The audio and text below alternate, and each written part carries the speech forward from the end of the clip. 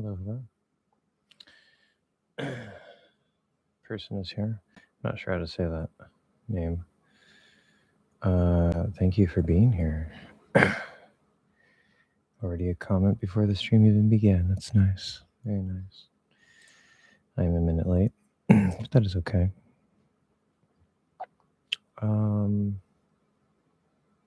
Hi. Why are we here? It's a great question. Hello. I don't know how to say that either. Furchinville. Hopefully I said that okay. Furchinville. Hello. Welcome to the stream. We're going to be talking about some stuff. What did I call this? Like 3 pieces that you need for posture or something like that. I did a stream a little while ago. I gave you guys some updates. I don't remember exactly what I talked about in that. Some of this might be review, but you know, that's all good. We're going to go over basically the way that I'm currently starting the course, the mouth posture course, if you were to work with me. Hello, IFAT. Good morning, yes. Well, it's actually technically afternoon now. It's 12:48, but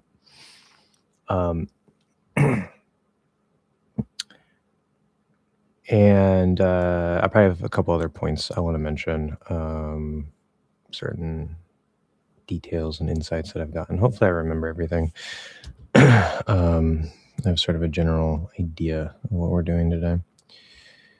But the course is now more expensive, which is unfortunate for some people. I understand, but you know, I've been developing this course for I don't know how many years now. What, like 4 years, 3 years, 4 years, something like that. And it's finally reached a point where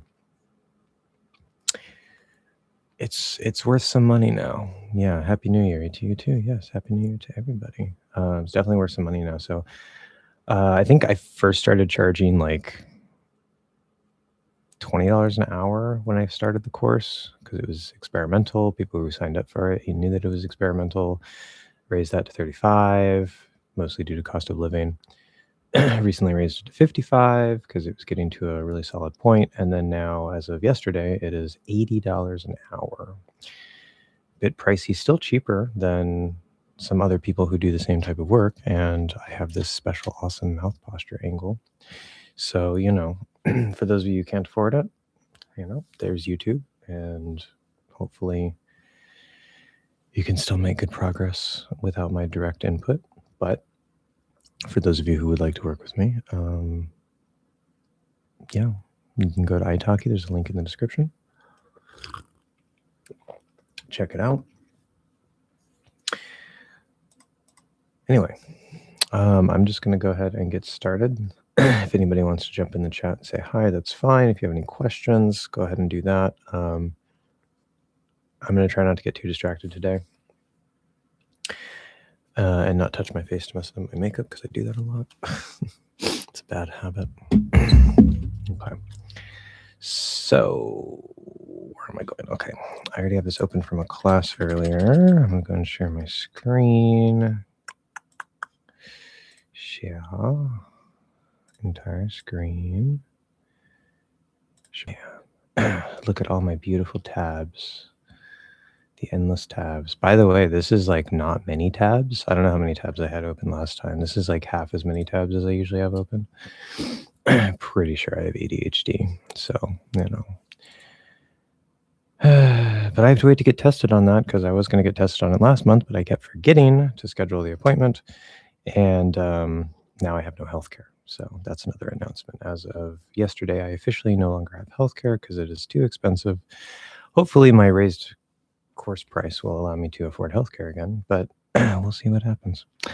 Anyway, I need to do like a multi-window thingy here so I can see the chat. I know I can pop it out, but I'm lazy. That should work, maybe, hopefully. I don't like it. Okay, let's pop the chat out. I can pop this out, Where is it? Where is it? Pop out chat. Yeah. All right. Now we're working. I get you. I have like 900 tabs on my phone. I know, right? Yeah, the phone too. My phone's not as bad. It used to be. I had like over 100 on it, and then I don't know. I don't use the phone as much as I used to. What should my throat feel like? And is the voice box, the larynx lowered? So that will actually more or less be answered in the course of what I'm about to describe to you. So if after I describe that you still have questions, just let me know, and I'll try to drill a little bit deeper into specifically what you're looking for. Good question, though. So we're going to have... I like numbers. Okay, don't confuse the numbers. There's the 4 lines, and then there's the now 11 posture pieces instead of 10. I might rearrange some things. It's always evolving, right? It's always in development. Happy New Year to you and everyone watching. Yes, you too. Anyway, I have different numbers for different things. Okay, so don't confuse this. I'm going to give you 1, 1.5, and 2. These are the 3 or the 1.5, 2.5 systems that is going to encompass the entire vocal tract as well as just the entire speech production of American English, which includes the breath, it includes the throat, and it also includes the mouth posture. So let's lay that out. Don't be confused by numbers. I use different numbers for different things. I just want to make that clear. So number 1, first system is going to be mouth posture. So that's everything from this purple line. That's the 9. The 9 line. 9 is right in here. If you're not familiar with those exact numbers of how I divide up the pieces of the posture, I talked about that before. We can maybe briefly go back over that again today, just so we have all the things in one place. But everything above this line, above this purple line, I consider to be mouth posture specifically. Okay, so that includes the throat here, even though it's not the tongue, it's still like kind of the back of your mouth. Okay, it includes the soft palate, everything above this line. Okay. 1.5, I call it 1.5 for a reason, mostly because I'm complicated, is going to be the throat system. And then 2 is going to be the breath system. Okay. So this is literally day 1. Like if you take class with me, obviously here you can't get feedback, right? I can't give you feedback. And that feedback, in my experience, is generally pretty important because working through this with students, I immediately have to start correcting them and giving them some little feedback. But usually the breath and the throat, for most people within the first class, if not the first couple classes, they can kind of start getting that down relatively easily. Some people have some trouble with the breath. Few more people have trouble with the throat. That's fine. These are things that we practice throughout the course. We continuously build them as we stack more and more things, as we learn more sounds, et cetera, et cetera, et cetera. It's all very sequential and integrates into one big whole as we go. So I talked about the breath, I think, last time. So as just a quick review of that, first we're going to use this as a little thing. Oh, you can't see me. That's right. Huh. Forgot I'm sharing my screen. Hold on. Oh, you can't see me. No, wait. Can you see me? I forget. Okay, when I'm over here, can you see me or no? Let me know. Hello. Do you see me? I need to know.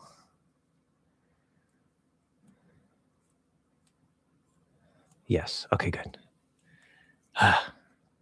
Usually, when I work in class, I have a little mini camera of myself and or the student, so I can actually see what's going on. But okay, thank you.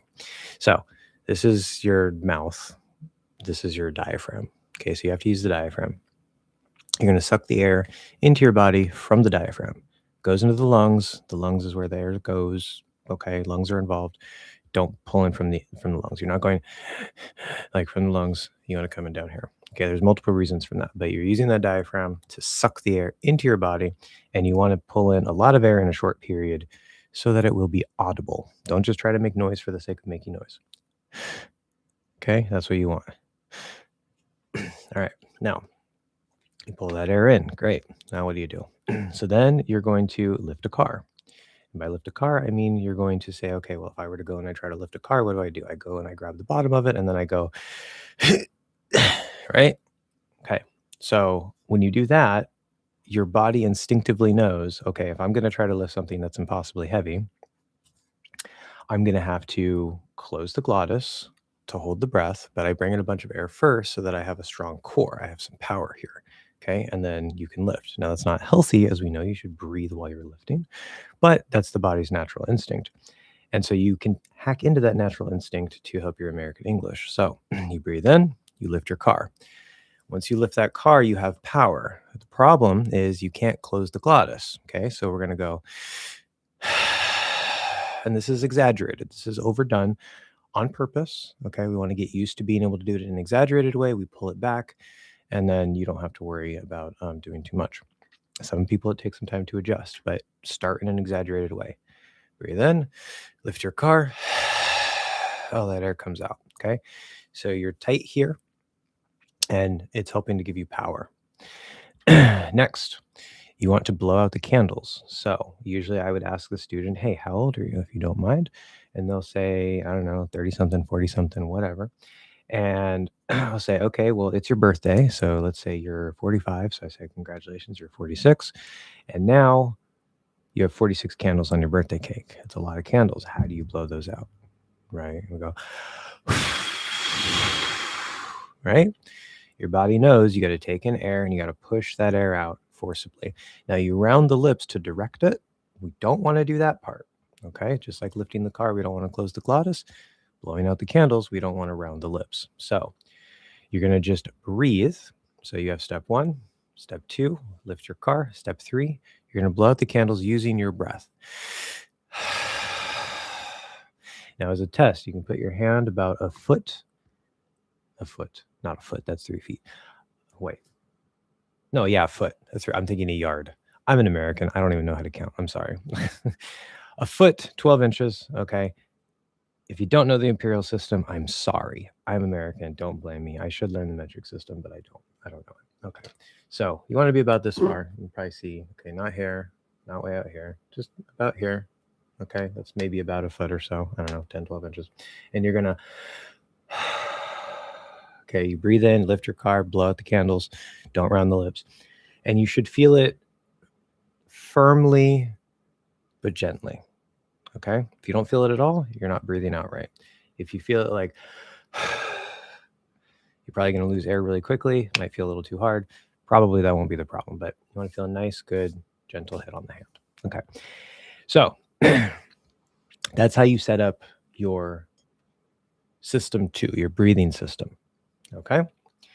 Now there's one extra little point I like to mention here, and this last little point has helped many people go from struggling to magically getting it. I don't know if I mentioned this in the last live stream. So your diaphragm is down in here. Okay. It's like sort of under the rib cage a little bit.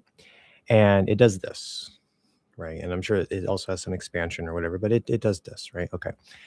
What I want you to imagine, just like, don't even worry about that, right? When you blow the air in, sure, maybe you can like imagine it coming down, but don't worry about that. When you're breathing out, okay, imagine that you could take your hands, you go inside your rib cage around the diaphragm, and you could squeeze it like a water balloon or something, something that you can squeeze. And that's going to help give you a nice, good, steady airstream coming out in combination with using your power from lifting the car. Okay. So then your stomach's engaged, your diaphragm is engaged properly. You're helping to squeeze that air out, and you're blowing out the candles. Okay. So you can remember those steps. Inhale with the diaphragm, lift your car, squeeze that diaphragm, blow out the candles. Okay. Pretty simple process. Most people get start getting the breathing relatively easily following those steps.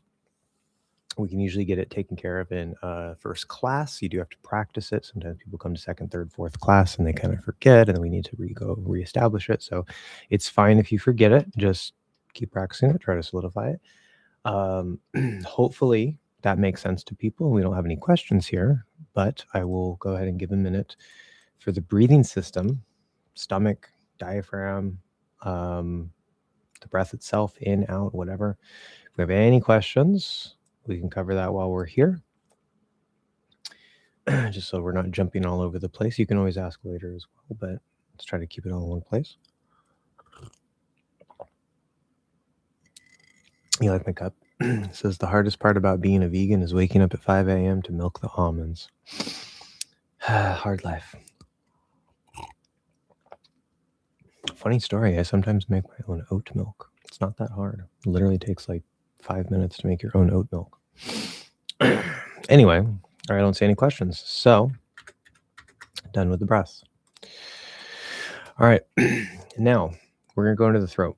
System 1.5. So, why is it 1.5? Well, the reason why I look at it that way is because you have your breathing system down here. Inhale, lift, squeeze, and blow, right? Essentially, yes. Yes. That's a way to write it out. I understand everything. Perfect. Yes. Good job. All right. So, I call 1.5 because the breathing, it's like it's sort of its own system, right? Like the diaphragm is the primary component there. We get support from the stomach, blah, blah, blah. That's not even part of the posture. It's still important because what I learned the hard way through building the course is that if you don't get the breathing right, you're probably going to be fighting with your throat. And even if you get the throat and the breathing right, if you don't get the throat or the breathing right, one of the two, you're probably going to have trouble with the posture and you won't be able to get fully in place. Or if you can get fully in place, you won't be able to do it in a way that is more natural and relaxed. You're going to be constantly sort of fighting all of this down here.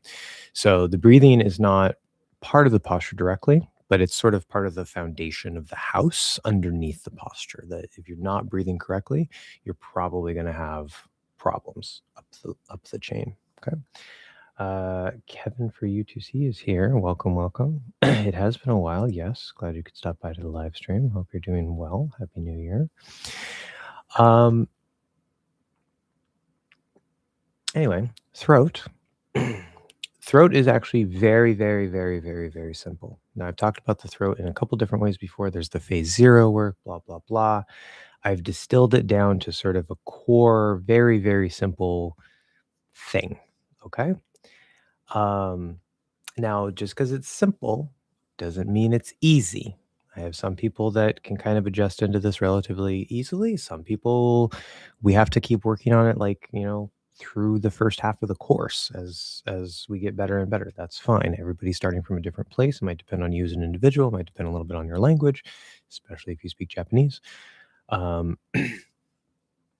So that's fine. But what you want to do is, we're going to say there's 3 parts to the throat. Now, we can't see the whole throat on this map. Unfortunately, we see sort of the top of the throat here under the 9. We see maybe sort of the middle of the throat here. We don't really see the bottom of the throat. So what we're going to do is we want to ignore the top. Okay, now the top, all you want to do is don't pinch from the outside. But this mostly has to do with the 9 line.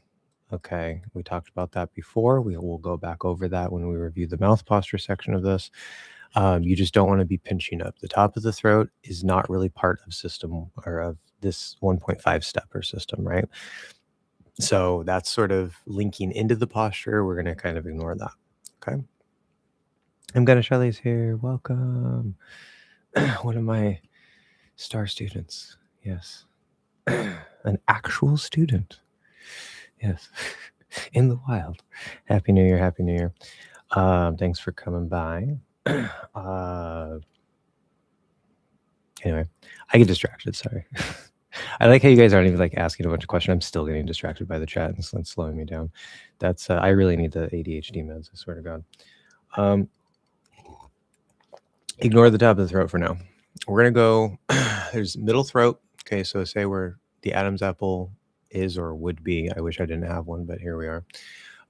You go about the top of the Adam's apple down, through about here. That's like the middle of the throat-ish. Okay, ish, more or less. And then, of course, we have sort of the bottom of the throat all the way down here. It goes all the way down towards between the clavicle bones. And that's this is where our voice and breath control placement are, which I've found that with the way that I'm approaching this now, I don't really have to usually talk about that the way that I used to, but it is other information that we could talk about at some point. So we're going to do something very, very simple. We're just going to focus on the middle of the throat, technically, ignoring the top. We're going to be using the bottom, but we're going to not do anything with the bottom specifically. We're going to go to the middle of the throat. Now you're going to take the front of the middle, and you're going to go out. You're going to push it forward. Okay, now this might depend a little bit on your language, but I have yet to encounter a language that was already doing that. Okay, usually most languages are pushing in and they're pushing up. Okay, so we're going to push out in the front, just in the front of the middle, not down here, not up here. Okay, you definitely don't want to do it up here, just in the middle, forward, outward. Okay, you're just trying to sort of open that pipe, get a little bit more space. You can also widen it a little bit along this way. That's fine, but you have to be careful. Okay, if you push this forward, your Adam's apple will probably come down a bit. That's fine. Do not, and I repeat, do not try to push the Adam's apple down. Do not try to push the front of the middle down. Do not try to push the top of the throat down.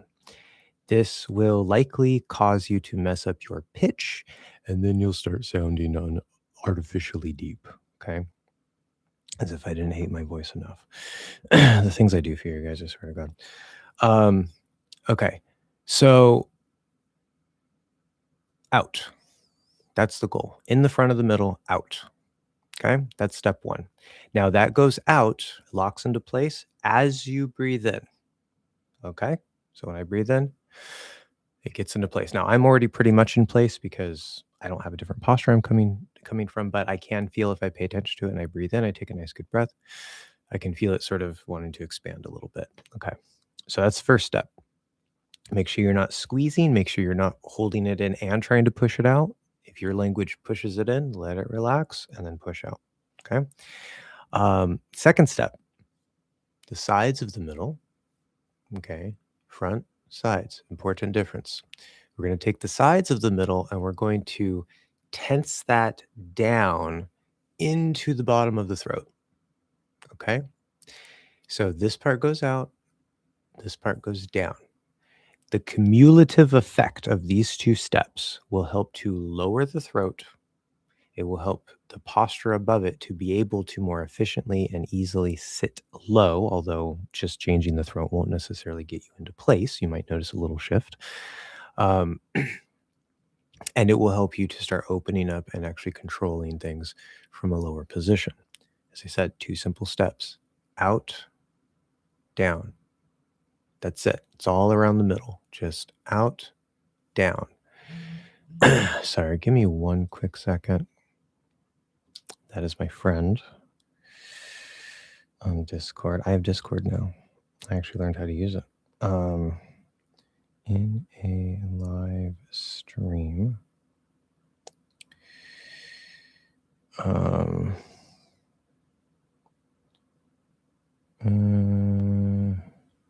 Do you need me? Question mark. Okay. Reason my friend tried speaking Russian and he sounded okay. Sorry, you're gonna see messages pop up. Okay. Tried speaking Russian and he sounded good, sounds wise, but he was too tense for Russian. He's American, so that was surprising. My brain didn't realize I was reading. Hold on. Okay. My friend tried speaking Russian. And I assume he's a native English speaker. And he sounded good, sounds wise, so articulation. Okay. But he was too tense for Russian. Yeah, he's American, so that was surprising. Okay. That's a good point. Okay. And this is why I tell you guys, we have to be careful with the word relax or relaxed. Okay. No language is relaxed. If you were relaxed, you would not be able to produce human speech. Okay. There's all kinds of muscles going on in the throat, in the mouth, holding a posture. If you speak a human language, you have a posture, period, which means that you are not relaxed. Okay.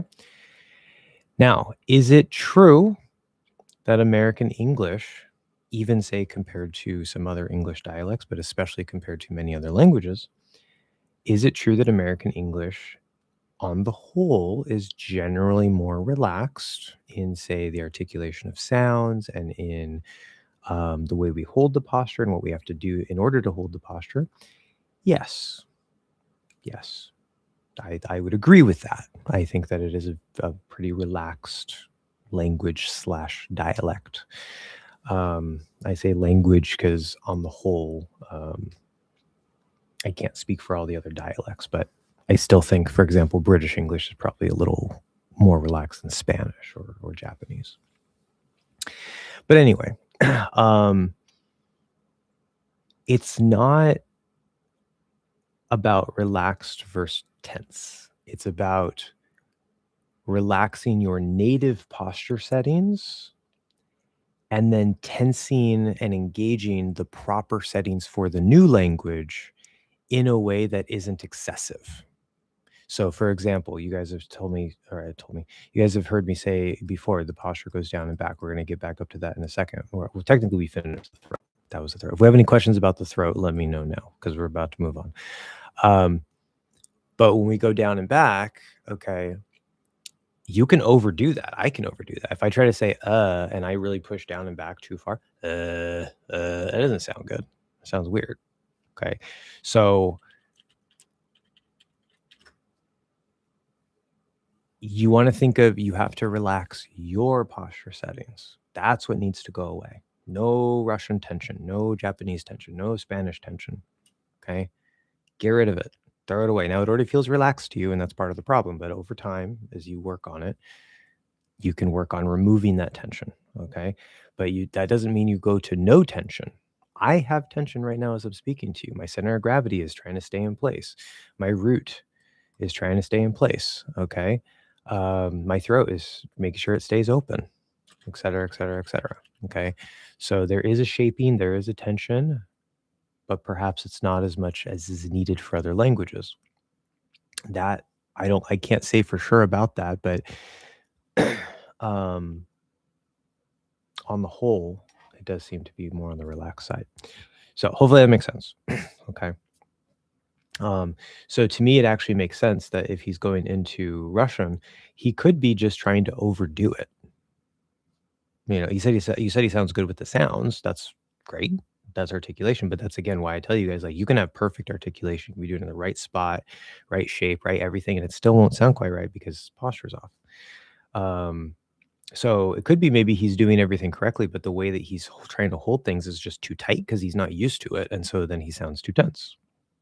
Okay, that could be a temporary issue as he gets used to holding things in a different way.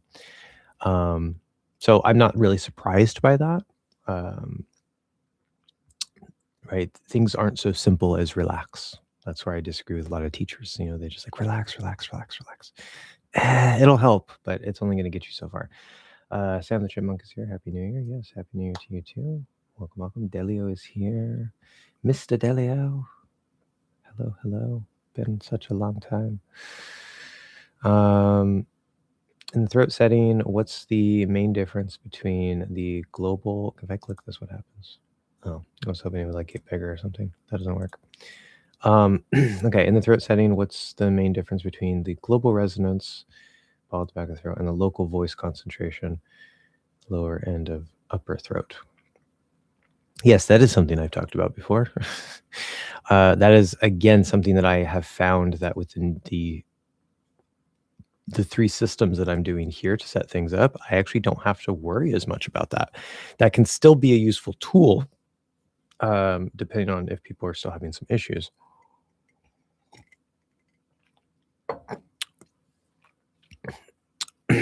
A lot of, just as a side note, a lot of things that you guys have heard me say in the past, especially the early posture videos, none of that information is wrong, except when I accidentally said that the hinge is the fifth tooth. It's supposed to be the fourth tooth. I accidentally said that in the first video. I talked about it, but I have since corrected it. But nothing in that in the videos or in previous live streams or anything is necessarily wrong. It's maybe a little outdated in terms of where the course currently is and how I'm approaching it. And maybe the relative importance of certain pieces compared to others. There's certain images that I may no longer necessarily use a lot of the time. because I've no longer found them needed with how I approach things now, et cetera, et cetera. So anything that you find in earlier material, if it helps, great. If you have questions about it, ask those questions. It's 100% not a problem. But just be mindful that the way that I'm currently approaching it, which is continuously getting more efficient, more optimized, may not necessarily match the way that you've seen me talk about it before. So keeping that in mind. What's the main difference between the global resonance, the bald back throat, and the local voice concentration, lower end of upper throat? Lower end of upper throat. So that would be like here, right? Okay, so yeah, I remember this. So there was like here versus here. I vaguely remember talking about this. The main difference.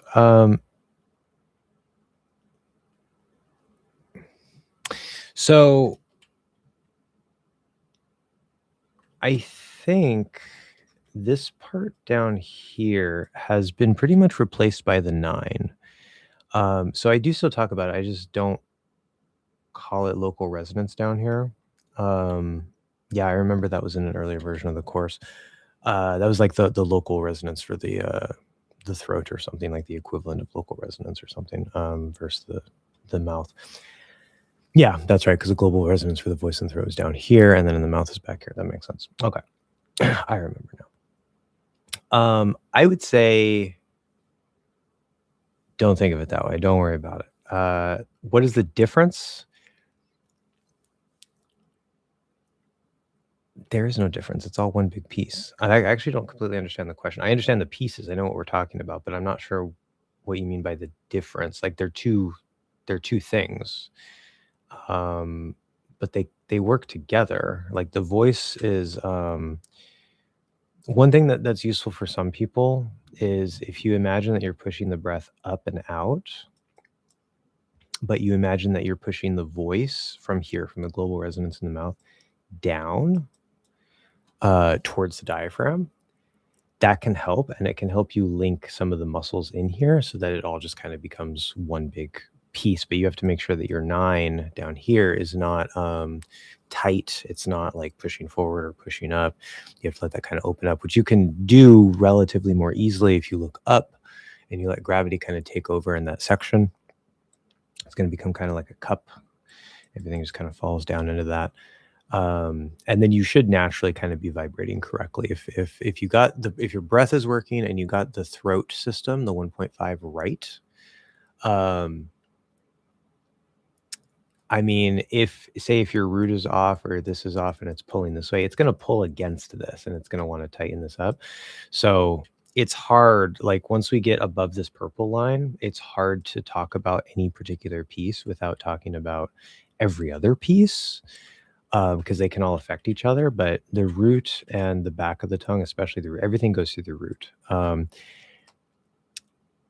Those have outsized impacts on other things, especially when we're talking about on the throat and especially through the 9 here. So it's hard to answer that question succinctly and directly. Hopefully what I said is useful. If it's not, maybe you can like rephrase the question. I don't know. Sorry if that's not useful. If I had a perfect posture, which I don't, would that matter if I still have a Spaniard accent? Would that matter if I still have a Spaniard accent? Well, so there's a difference between posture and articulation. They're not the same. So like your posture could be good, but you could be articulating sounds incorrectly, and your articulation could theoretically be more or less good, but the posture could be off, and then you would have a problem as well. So you do have to get both of them in order to sound completely natural, at least within range. There's a little bit of wiggle room in everything, but not much. So if your posture is perfect, let's say hypothetically a perfect American posture, if you're still trying to do the sounds in a Spanish way, then you'd probably have something of an accent and you'd probably sound Spanish. Not as much as if it were the other way around, as if you were using the Spanish posture. Um, that's actually a good question. So by getting the correct posture, you would eliminate at least 80 to 90% of your accent. That's what posture does. Posture basically is the accent. Um, so like if I make strange, weird sounds and I say like instead of I say like maybe that sounds a little more French or something, but I'm still using my posture. It's just not a sound in English. If I use more French posture, which I'm not an expert on, but if I do like maybe that sounds even more French because I'm trying to engage the posture more in a French way. So yeah, I mean, it all kind of works together, but you would get rid of most of your accent if your posture were perfect. Um, there is a symbiotic relationship between posture and articulation to some degree. And that's when we get into the topic of resistance, like how do sounds pull on different pieces of the posture. That's something that we learn step by step as we learn sounds through the course. Um, as a simple example of that, the more that you lift the front of the tongue, say if you're going up into a T, equal but opposite reaction, the more this lifts, the more your 5 is going to resist and try to stay into place. Um, you're going to feel like what almost feels like scooping on the back half of the tongue.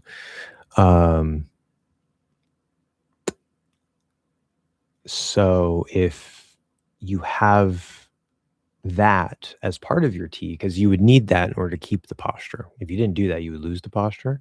So provided that you're doing that as a counterbalance to the articulation, that's fine. But then let's say if you're, instead of going up here to do RT, you do a Spanish T, you do dental, which is another problem because we would interpret that in American English as a TH. That's as a voiceless TH. So that would be a separate problem on top of that. So if you're trying to say like time and you say it with the dental, it's going to sound like you're saying time instead, which we may or may not interpret as this. This is spelled TH, but we usually pronounce it as a regular T. Some people don't.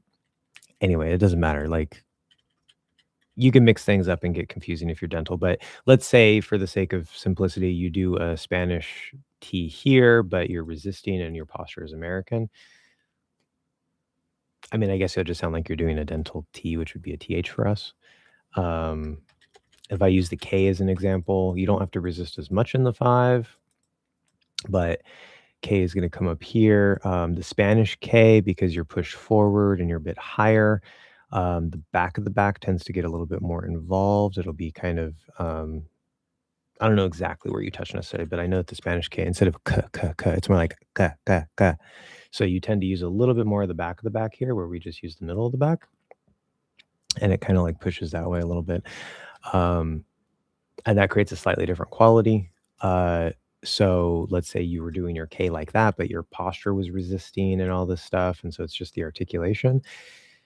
I mean, it would probably sound a little bit off, but in this particular case, I think it just wouldn't work anyway because this needs to stay down and back. It needs to resist as part of the posture. And if you're not doing that, then at least in the K or getting in and out of the K, you're going to sound like you're breaking your posture. So that's why I say there's like a symbiotic relationship. They are separate things, but they do affect each other. So it's hard to completely pull them apart. But if you had perfect articulation and perfect posture, then you wouldn't sound Spanish anymore. That would be for sure. Because if I had a perfect accent, would I sound Spanish? Have a Spaniard accent? Castilian. I know you said Spaniard, so you're probably thinking Castilian specifically. I know Spanish is a wide label, has variations, but yeah, you wouldn't sound Spanish. You might have a hint of a Spanish if you're a little bit off, but you wouldn't have a Spanish accent. I mean, I also think people think Russian sounds too tight, tense, and people just exaggerate and don't realize that. Probably. Yeah, Russian sounds kind of heavy. It's weird to me. It's like there's a lightness to it in some ways, but then there's a heaviness to it in other ways. kind of like German sounds very heavy, very, very strong. And then Russian to me sounds like it's like halfway between German and English. So it's like, I don't know. Anyway, yeah, it's all relative. That's the point. It's all relative. Are the cheeks relaxed? I noticed that the S or Z sounds involve the cheeks. What do you think? So as far as the cheeks go, I guess we're done with the throat then. Yeah. So no more throat, no more breath. We're just in mouth posture questions. Cheeks are not something that I have focused too much on. I've explored them a bit. And they do, especially if I put my hands here, they do seem like to some minor extent they are involved, but I think it's not so much that the cheeks are a generative component of American English speech, and by that I mean like they're not used to produce anything. Um, this is relative. I don't know what your language does. Maybe your language has really tense cheeks and maybe a minor tense and I just don't feel it. I don't know. Um, I haven't ran into many issues with that. So I don't think it's a big thing.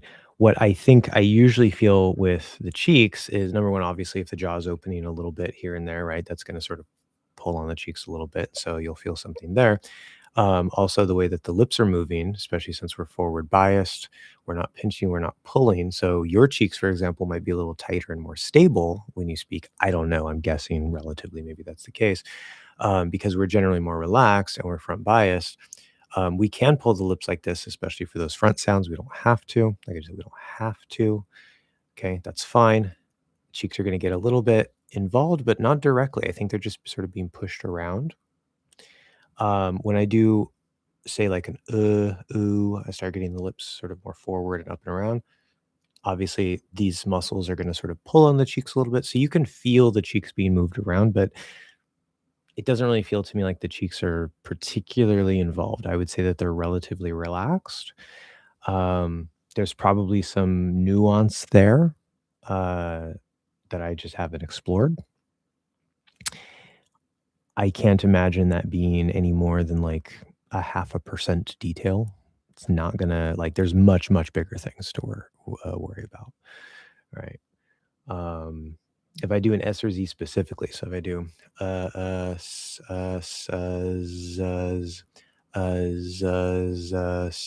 so I can feel my jaw closing slightly, which I don't have to do, but it naturally wants to close very slightly. Most of the lifting is from the tongue.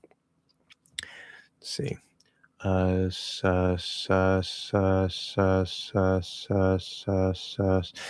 if I allow the jaw to move a little bit, I do feel something in the cheeks, but it's just because the jaw is moving. If I don't move the jaw, sorry, it's probably wiggling just a little bit. I don't really feel anything in the cheeks. So the cheeks aren't being used in the articulation of those sounds, which would be weird if they were. So I would say no to that part. Articulation is so hard for some of us. I even struggle with it in my native tongue. And to be more specific, there's articulation in terms of like where is the sound placed, how is the sound shaped, like how do you form the sound, and then there's articulation in the sense of like how clearly are you forming sounds, and as a byproduct, how clearly are you speaking in general? Like, are you really lazy and fast and blurry? Or are you clearly saying everything nice and clearly, right? That's also a meaning of articulation. So, although it is possible to have some actual articulation issues with like the sounds in your native language, there's, speech impediments and other minor little things that can happen for natives.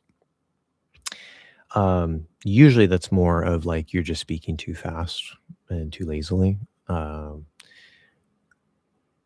But yeah, it could happen. That's unfortunate. You can work on it. You can improve it. Most things in life can be improved. I think front bias lips plays a big factor in producing a good flow of speech. Yeah. I mean, it's part of the whole. I don't know how much it affects the flow of speech directly. But it does if you don't have the right tension and you're not using the lips correctly, you can very easily add extra tension through here. You can slightly end up pulling this way, even though the lips aren't even tied to the tongue. For me, even as a non-native speaker, if I try to engage my lips in more of a Spanish way, I immediately feel more tension on the back of my tongue.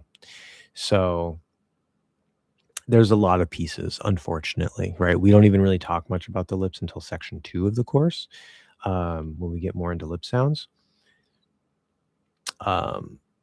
So up until that point, I expect you to maybe have a little bit of tension in the back, but a lot of people don't. They like, as they kind of try to relax, into the and open things up and loosen things, the lips kind of relax a little bit as well as we're doing just our basic sounds. Their speech is still very tight, obviously, but it kind of, filters itself out as we go. So that's usually good. German sounds very heavy to me too, but it's still closer to American posture than Russian, I think. I don't know. I'm working with a German speaker right now. I've worked with a couple German speakers here and there throughout the development of the course. There seems to be a bit of overlap compared to other languages, but less than you might expect. So, I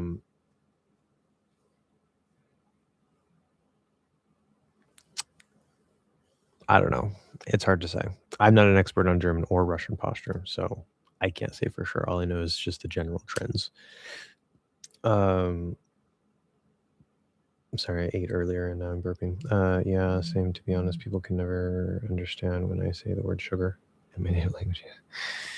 In my variety of Portuguese and in my idiolect specifically, cheeks are super involved. Interesting. Okay. So one thing that helped me was going to the extreme of pretending my cheeks and lips are numb. That can help. That can help. Right. One thing you guys got to remember is there's a thing called ventriloquist. For those of you who don't know what that word is, it's the person who like operates a dummy, makes it look like they're talking without moving their mouth. Just so everybody's on the same page. I know most of you are probably pretty advanced and know that word. I have students who don't know that word, so I never take anything for granted, or I try not to. But anyway, ventriloquist, they're able to, without moving their lips and without they're still able to kind of form what sounds like very natural speech. Like they can still do the P's and the B's, even though they're not fully closing their lips, and maybe you can see like a little bit of movement. There's a little variation, but they're not opening their jaw to say ah and stuff like that. They're doing I'm not a ventriloquist, so I can't do it very well, but there's ways that you can get more space in the mouth, and that can obviously help in American English because we have a lot of space in the mouth. The jaw is just part of that. So although we do want to be able to learn how to do things correctly and be able to articulate things fully for when you need to exaggerate or enunciate or whatever it is, because you will need that at some times. One thing you can do is try not to use things, try not to engage things, and that can actually help. Okay. As we said earlier, the general trend tends to be American English is overall more relaxed. So the more relaxed you get, probably the better off you'll be. You just don't want to you don't want to go past what I call don't go past 0. 0 is all the basic posture settings. So if, say you're all in place and then all of a sudden you start pushing forward a little bit, you're starting to break your posture. You're going past 0. Okay, you're getting a little too tight in the root, you're going past 0. So as long as you don't get too tight, you don't push up, you don't push forward in your settings, then you'll remain stable. Okay. Looks like we're pretty much caught up on the chat, so that's nice. What time is it? 1:36. When's my class? I think my class is at like 4 or something. I gave myself a few hours here. Let's see. Go away. Italki. 4:15 to 5:15. Yeah. Okay. So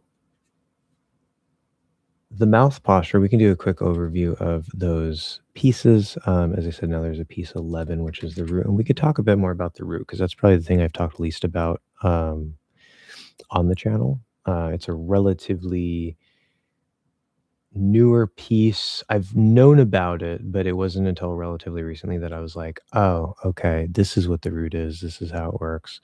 And part of that was because I couldn't feel my root before. Now I can feel it after working with people and like actually figuring out how it resists in different sounds and stuff. And it is destroying my Spanish because I'll explain why when I get there. But we're gonna have 1 through 11. I'm probably gonna adjust this back to 10 because right now the 10th piece of the posture is the throat. But that's now its own little mini system. So probably the root is going to become 10 instead. I don't like to change things too much because obviously it's like I said this and then now I do it this way and now I do it this way and then you guys get confused because you're like I thought it was that. Sorry. It's evolving. It's always evolving. It's always getting better. Um that's why I try to make sure everything is explained as to what is what and what was what, as far as I can remember. But again, it's all essentially the same information, just updated, evolved, more efficient. The root of the tongue sits like it's almost falling into the throat. Essentially, yes. Yes, it does. Let me lay out the pieces first really quick, and then we'll come to that. So if we go 1 to 11, just so we're all on the same page, because like, what are these numbers? What are we talking about for people who haven't seen that information? We got orange. So we have 1 and 2. Okay, that's our basic shape. 1, 2. Middle body is lower, sides are higher. We're not lifting the sides to the teeth. We're letting the sides hang off of the teeth, particularly the 4th tooth. Okay, very different perspective. Earlier on in the course, I was like, you could look at it either way. I've learned the hard way. Do not think of lifting the sides. You're going to bring in extra tension. You're going to cause problems. Hang the tongue off of the teeth. Okay, you just want the middle sides, only the middle sides, to be higher where the body is hanging low. That's your basic shape. That shape needs to be there in every single sound you do, including the R. I may have said before that it doesn't exist in the R. I have since realized that that is wrong. It's very subtle. It's also in the L's. Okay, it is in every single sound. 3 and 4 is down here. This is all technically one piece, just like the 1 and 2 is technically one piece. It's the middle of the tongue. This is the seatbelt down here. Middle of the seatbelt is 3, sides are 4. I find it useful to separate them because we can sort of adjust them separately instead of worrying about it as one big thing. But they do the same thing. 3 goes down, 4 goes wide. You got to make sure you're not pushing up. Most languages push that 3 up so that you can have sort of a higher, flatter tongue. We don't want that. Okay, that also works with the root. We'll come back to that. That's our first 4 steps there. By the way, while we're here, thank you. You're welcome. The way that I would go about this in the first lesson, as I said earlier, we talk about the breath. We get that going. Okay. Then we get the throat going, right? And again, as you breathe in, out, down, it locks into place. As you breathe in, you hold it there. As you breathe out, you're squeezing the diaphragm, blowing out the candles. We start moving into our sound right away. Okay. This is our bass sound. Of course, that's been there since the beginning of the course development. And what we learn is 1 through 4 plus 9. Okay, so I'm just going to do this in the order that I currently teach it in the class. I'm sure that there might be a more optimized way. This is currently the most optimized, efficient way I know how to do this. So after we get the breath and after we get the throat, now everything's kind of low and clear for the posture to start working. We say, okay, we're going to try to say as best we can. We're just going to go 1, 2, 3, 4. We learn how to do that. Immediately by the time we get to 3 and 4, most people that I see on the very first class, like literally within the first 20 minutes of class or 30 minutes of class, they are already sounding not perfect because obviously there's other things, but they're getting really close in the. The is actually not that hard to get if you can just get your posture working. It's relatively simple. When you do other sounds, you have to resist, and that's where it gets a little complicated. But if you follow the step-by-step process, for most people, it kind of starts to fall into place, and their almost immediately starts sounding amazing, like 80, 90, 95, sometimes even 99%. It's great. Okay. So we do 1 through 4, bam, that's usually a huge improvement. Then we come down to the 9. And what we do with the 9 is, as I mentioned before, we talk about how a lot of languages, they take this, let me actually step back. I always forget to do this the right way. There's muscles in here. I don't know the exact physiology or anatomy, but there's muscles in here. And what a lot of languages do is they're going to take those muscles and they're going to try to like sort of tense them up and squeeze them in. So we have three directions, right? In versus out, sort of narrow versus wide, up versus down, forward versus back. So what most languages do in conjunction with squeezing here, pushing up, you're not using the diaphragm to breathe, you're using more of the chest. So everything's kind of a little higher and tighter. Okay. They're going to take that 9 area and they're going to just sort of squeeze it up. Okay. And the exact language will depend on exactly how much that happens, right? So like Japanese, I would say is like this. It's very high, very tight. I don't know of a language that's higher and tighter than that. A language like Brazilian Portuguese, I can't speak on Portugal Portuguese because I'm not as experienced with it. But Brazilian Portuguese, to my ear, and based off of my experience, I validated this so far. It's sort of the posture settings are sort of like halfway between Spanish and American English. Because I think that's partially because American English has had a big effect on Brazilian Portuguese, especially in terms of vocabulary. You guys like to borrow a lot of words from us and stuff. But I mean, then again, who doesn't? Um, so if you speak Brazilian Portuguese, maybe you're more sort of like this. I can't say exactly for sure. That might also depend on like your exact like, local dialect of that or whatever. But to some degree, the general trend that I have found is that languages outside of English, particularly outside of American English, will have this higher, tighter, and sort of trying to create a better base because the root of the tongue is going to be tighter. That also helps to pull that up into it. That's going to help push this up. That's going to help push this forward. The 3 is going to want to start working with that root as one piece to sort of pull everything up and forward. And then when you operate the front of the tongue, you tend to do it from the root and the 3 to provide support, where we don't do that. We use our the front of our tongue in a completely different way in combination with the hinge. So you have to learn how to use the tongue, especially the front of the tongue, in a very, very different way. Usually I don't give all of that information right away. We keep it simple. We focus on, okay, there's muscles here. You're probably pushing up this way. How do we fix that? So you want to take these muscles here. You want to go towards the purple line instead. So as I sort of mentioned earlier, the easy sort of half step or hack to do that is you're going to look up. And when you look up, you don't want to look up too much because you're going to put too much pressure here and it's going to start squeezing things. So you don't want to just like look up with your eyes. Sometimes people do that. That's not what we're doing. Okay. You look up. Okay. It's like a, I don't know, 45-degree angle or so. Still open here. Okay. Ideally, you're still breathing. You're still locked in and all that same stuff that came before, right? So you get that in place. You take a breath and you're just going to, that area, you're just going to let gravity sort of let it pull it back, let it pull it down, relax, let it widen because you're probably squeezing it. You're probably narrowing it. Just let it open up. Okay. Like you're creating a cup, just a little cup here, right? And then you just say, okay. Now you can be mindful of your 1 through 4, but I find that when we're first working on the 9, you can just forget this. It doesn't really matter. If you don't do the sound exactly, that's fine. It's not a big deal right now. We're just working on a posture piece. Ideally, you'll be doing the sound, but if you're doing a little bit of an ah or whatever, that's fine. We can adjust that. I would be able to give you that feedback in class. But that's how you do the 9. And then that's the half step. Then what you want to do is you're going to be looking up and then you're going to hold it as you look forward. And you want to make sure you sound exactly the same when you look forward. That's the test to make sure you're still doing it correctly. But when you look forward, you have to actually engage the posture to stay in place because gravity will still help you pull down, but it's not going to help you be back enough. And when you look forward, your muscles are going to want to engage for your posture. You're going to want to squeeze. You're probably going to want to push it up. So you want to make sure you don't engage your posture. So we're going to look up. We're going to go, you're going to do like this.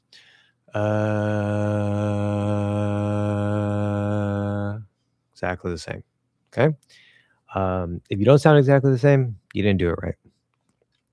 Even if you're a little bit off, as long as you sound exactly the same, consistency counts. That's a good step. You just need to figure out how to do it a little bit better.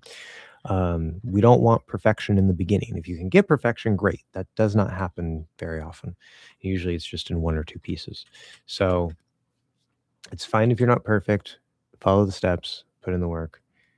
It will likely come. You need enough feedback. I can't guarantee without the feedback, but if you get enough feedback, it will come. Okay, so that's the 9. So that's our 1 through 4 plus 9. everything we discussed, the breath, the throat, 1 through 4 plus 9, that's basically class 1. I have class 1 down to like a science. And then I give you homework and I say, go practice those. Okay. Um, Quite a lot to cover in one class. And you immediately, for most people, you're starting to get a good sound already. You're starting to get a pretty good basic posture. Before we move on, we have another comment here. In American posture, is it necessary to speak vertically rather than horizontally? Does it really matter? I think I understand the question. I don't know if we're on the same page. So a lot of languages. Let me put it this way. First of all, so in American English, there's not a lot of this going on. Okay, there's a little bit. But because the center of gravity is trying to stay stable, because the back of the tongue's trying to stay in place, because the root's trying to stay in place, et cetera, there's not a whole lot of forward and back, right? Like as I said, with the fourth tooth is a guide. It's one of 4 guides, but it's a guide that even if you physically break contact, you still keep the shape. Shape is the more important thing rather than the 4 itself, but or the fourth tooth itself. But even if you break it, you stay roughly lined up under it, right? There's a little wiggle room, but there's like no sound that breaks that line completely. Even the light L, you pull the sides in a bit, but you still stay lined up this way with it. So you're always sort of that same part of the tongue is always going to be more or less around the fourth tooth. So there's not a whole lot going this way. There's a lot going this way. In terms of posture, not so much. Posture is trying to stay down. Sounds are trying to pull it up. Sounds can go up. Articulation can go up. Posture cannot go up. When we're talking about posture in American English, up and forward, but up is a bad word. It's a dirty word. It's an ugly word. We don't like up. Up, there's no part of the American posture that goes up at any time. It doesn't work. Okay. Now, can some things be pulled a little bit? Sure. But you're never going to push up. You're never going to tense up. Okay. She's using a reference from Rachel's English. Rachel has a video titled Speak English Vertically or so. I haven't seen that video. I don't really pay too much attention to Rachel's English unless people point stuff out. I could take a look at it. What I assume she's referring to, unless she's just taking a completely different thing, is I've mentioned at some point to you guys the 4 lines, right? That's part of the basic house framework. So you have line 1, you have line 2, you have line 3, and you have line 4. Okay. Line 1, the blade, with a couple exceptions, the SH and the TH. The blade is you can also break it maybe in the light L because that is range. But basically with literally just a couple exceptions, so almost no exceptions, the blade of the tongue will always remain under the middle of the bump of the tongue. Okay. It doesn't matter if I'm using it or not. If I am using it, it's going to be under there. If I'm doing a T, it's touching. If I'm doing an S, it's right under it. If I'm doing an E, which is technically more on this half of the front of the tongue, this half is still lined up here. If I'm doing an it's low, but it's still lined up. Okay. If I'm doing an still lined up. If I'm doing an it's still lined up. Okay. This is a pillar. So vertically speaking, I don't know if this is maybe something that she's kind of referring to at all, but vertically speaking, this needs to stay intact. It's literally like a structural pillar of a house. If you were to break it, you're not going to have a house, right? This one is the 4th tooth. We've already talked about that quite a bit. The center of gravity is going to roughly be under the 6th tooth. Some speakers, such as Rachel, to me sounds like maybe they're a bit more under the 5th tooth. Now, this is a wide gap. This is 4, 5, 6. Obviously, those are some big ass teeth. It's approximate, right? Remember that it's approximate. It's not a 1-to-1 scale thing. But the center of gravity, the way that I do it and the way that I recommend you do it for posture reasons, because it helps us avoid a lot of problems, is to put it under the 6th tooth. Okay. Also makes it easier to find where you should put it and where that line with the back of the tongue might be. And then the 4th pillar, the 4th line is the middle of the back of the tongue, which is where every single back of tongue sound is, by the way. I have some updates on a couple of things that maybe I said was here before, which I don't think is wrong, but I think it's easier and more efficient to put everything here. But all the back of the tongue sounds are here. So for example, the K is going to go right up here. You do not touch the hard palate. You do not push back into the soft palate. You just touch around the start of the soft palate with the middle of the back.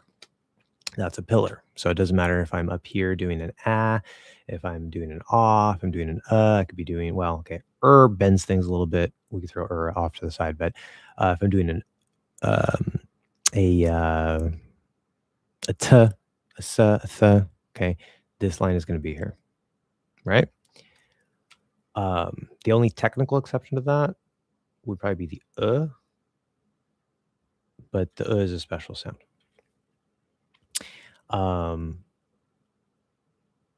Is that what we're referring to or not? I assume not, but maybe. Like, I don't know what else it would refer to. I can look up the video, but I don't want to sit here. Obviously, I can't just like stream the video because then I get a copyright strike or whatever.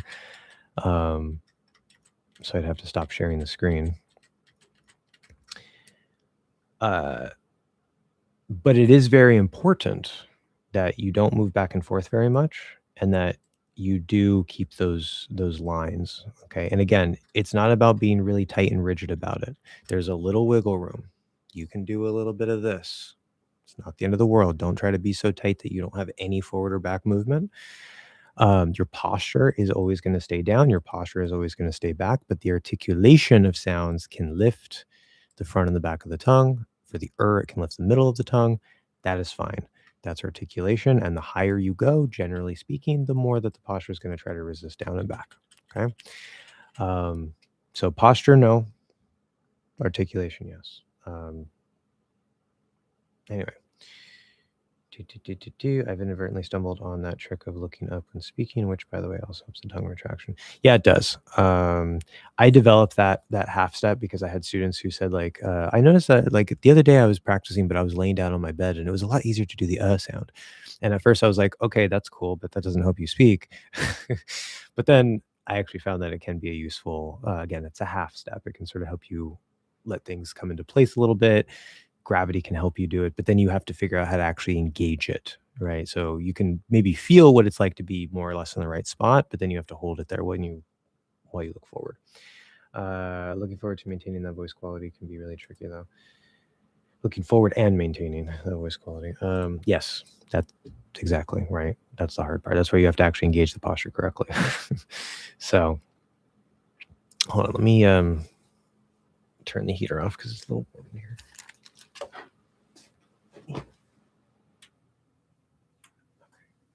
You see my my cute little Charmander pajamas? They're so cute. Charmander. I also have Jeff the Land Shark, but that's in the dirty clothes right now. So that's my favorite one. Charmander is the best. I love Charmander. As you can tell from my beanie, I literally have like 3 Charmander stuffed animals. And I have a, what is the name? Pochita? Yeah, Pochita from Chainsaw Man.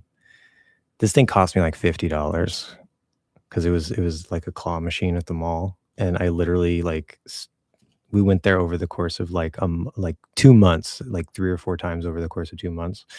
And I kept trying to win it and I couldn't. And finally I got it. So it cost me like $50. It's way overpriced, but it's right here on my desk now.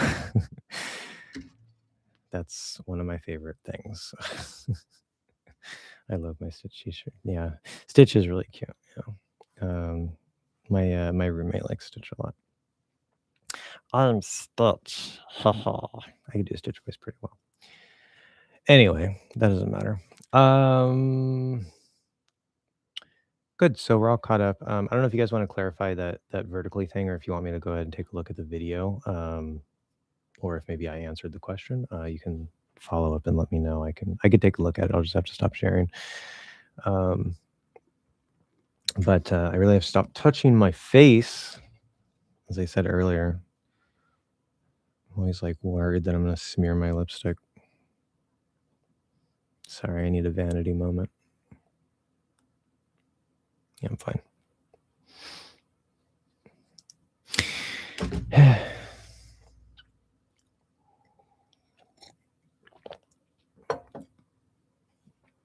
Okay.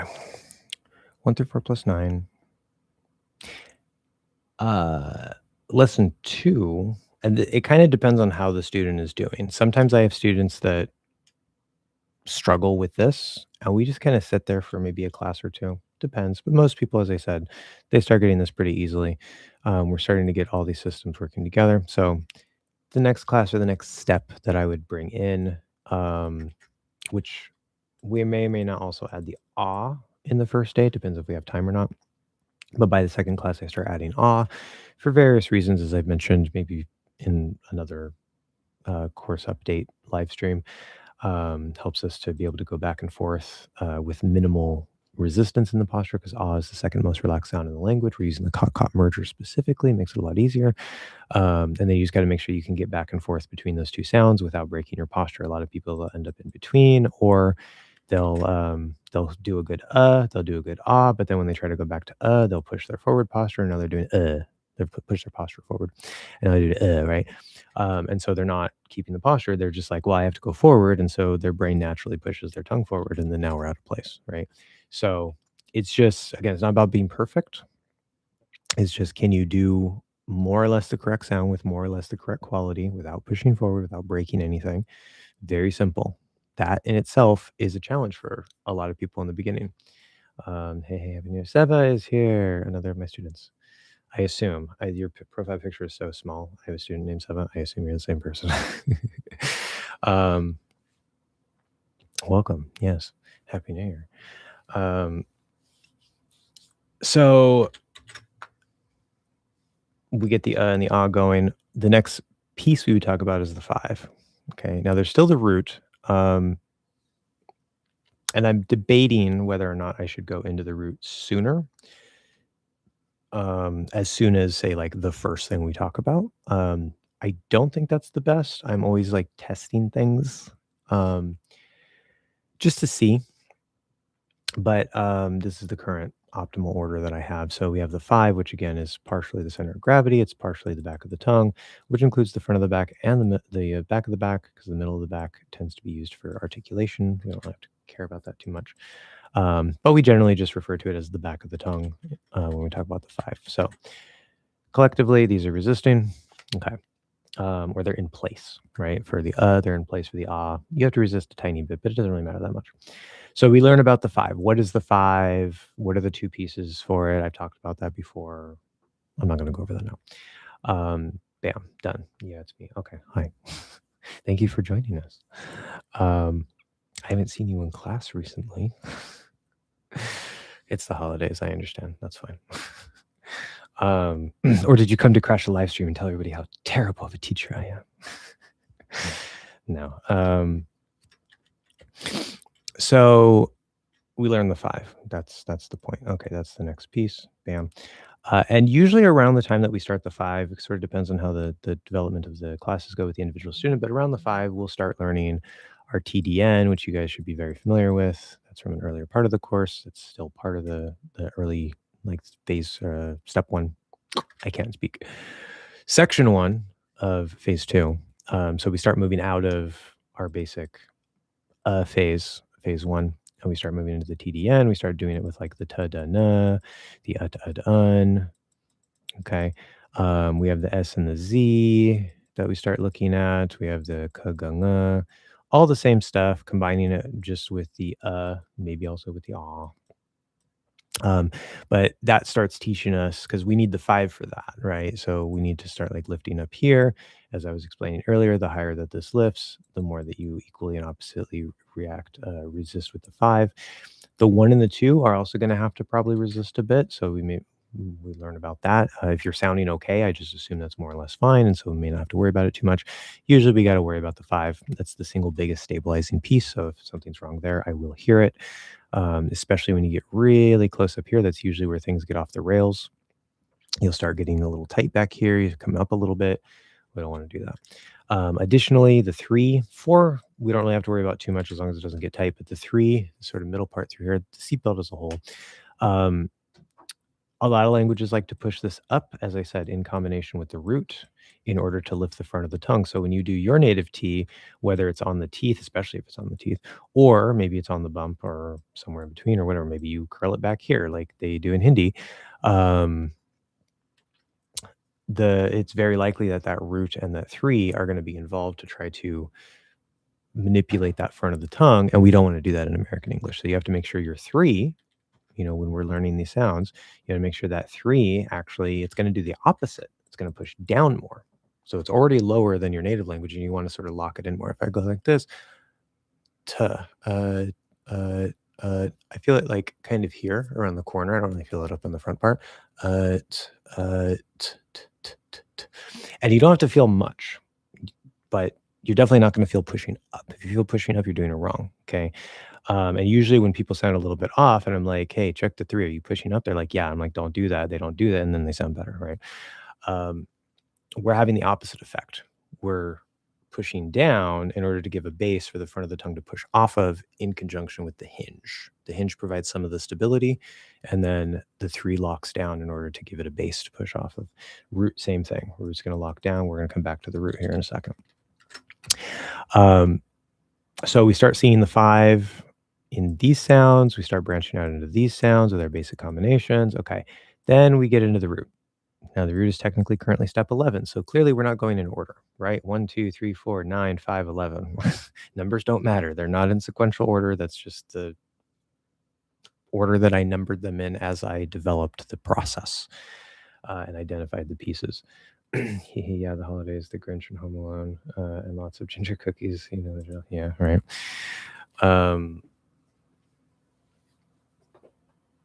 Anyway, so we start talking about the 11.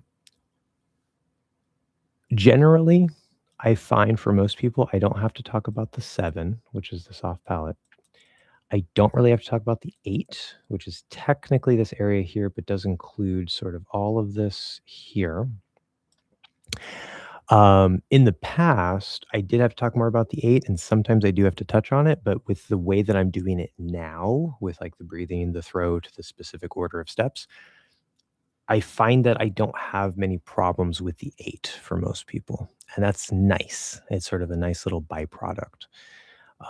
Some sounds, maybe, because things can get a little bit weird in some of the tighter sounds like W or the but the 7, usually it depends on the native language. So if you have a more nasally language like Vietnamese, Portuguese, French, Thai, I think, then we're probably gonna have to figure out how to use that soft palate a little bit better so we don't sound so nasally.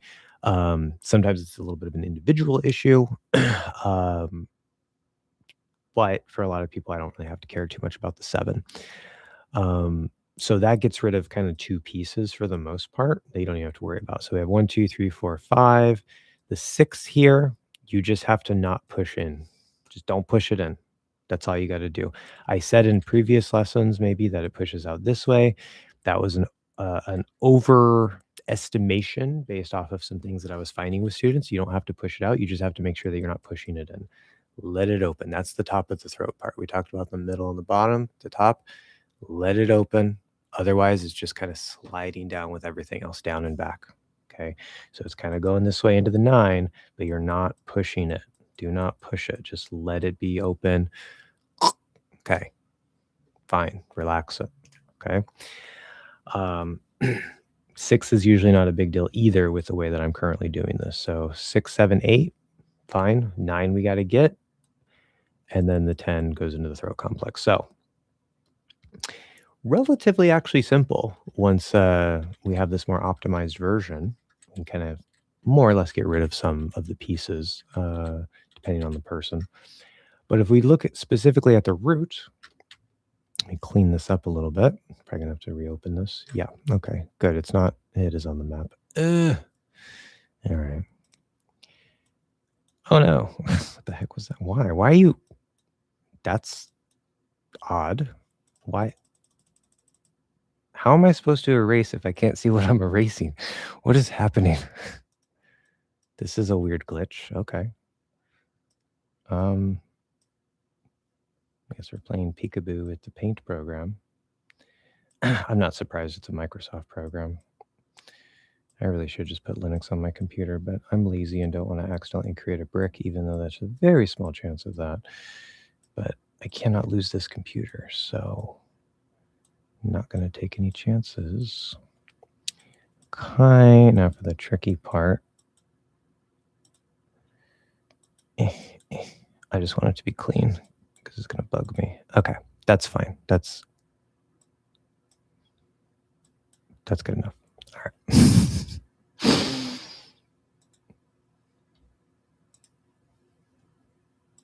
Root. Okay, number 11. So it's generally going to be this area here. All right. Now, some pieces are more important than others.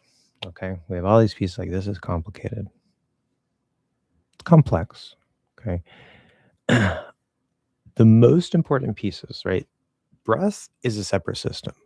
The throat system that we talk about, not counting the top of the throat, is a separate system, or a half a system, helps link the breath into the posture and helps us lower everything above it. So those are important for their own reasons. Okay, but if we're talking specifically about the posture itself, everything above the purple line, the 5 and the 11, it's basically the whole back of the tongue plus the center of gravity. This, and it's not necessarily equal. They roughly do more or less the same thing as we do sounds, and they resist. It's not always the same. It's not always the same degree, but they tend to operate together as a general rule. And as you might expect from a posture that is low and back and open, the back of the tongue has a very big stabilizing role. I've already mentioned how this is the single biggest stabilizing piece because this is up. It's like the tip of the iceberg above the surface. This is interacting with these sounds most directly, where most of the rest of the posture is sort of like down in here, right? So this has a lot of heavy lifting to do to keep everything stable, especially around the center of gravity. The root is not as heavy lifting, but it's very powerful and important because, as I said earlier, everything goes through the root. In fact, the core of the posture for most languages, I would say, is the root. You could also say that about American English. I like to think the core of the posture in American English is the diaphragm, even though it's not part of the posture directly, because if you're breathing right and you open everything up and lower it, then it's going to help everything, including the root, to be able to get into place. Or if you're not doing that, it's harder to do that. So yeah, but if you want to locally, if you want to think in terms of everything above the 9, the root is sort of the core of the posture itself. So opposite of what most languages do, where it gets really tight and it pushes up and forward, we're going to get more relaxed and we're going to go down and back. So I think somebody had a question about this earlier. I don't remember where it was. Somewhere. Yeah, this one right here. The root of the tongue sits like it's almost falling into the throat. Yes. Okay. So if you do this correctly, not everybody gets this sensation. Okay. So if you don't get this sensation, you're not necessarily wrong. But most people, if you do it correctly, if your breathing is working and your throat is working, because if your breathing and especially your throat aren't in place, you're already going to be pushing up against this. And even if this is trying to work right, you're not going to get the right result because it's going to be blocked. Okay. That's why we talk about those first. But provided your breathing system is good, your throat is good, hopefully your 1 through 4 and your 5 are also good, but we're just going to focus on the root. It will feel as if the back of the tongue, particularly the bottom of the root, it's going to feel like it's falling into the throat, and your brain will probably freak out and think that you're going to choke.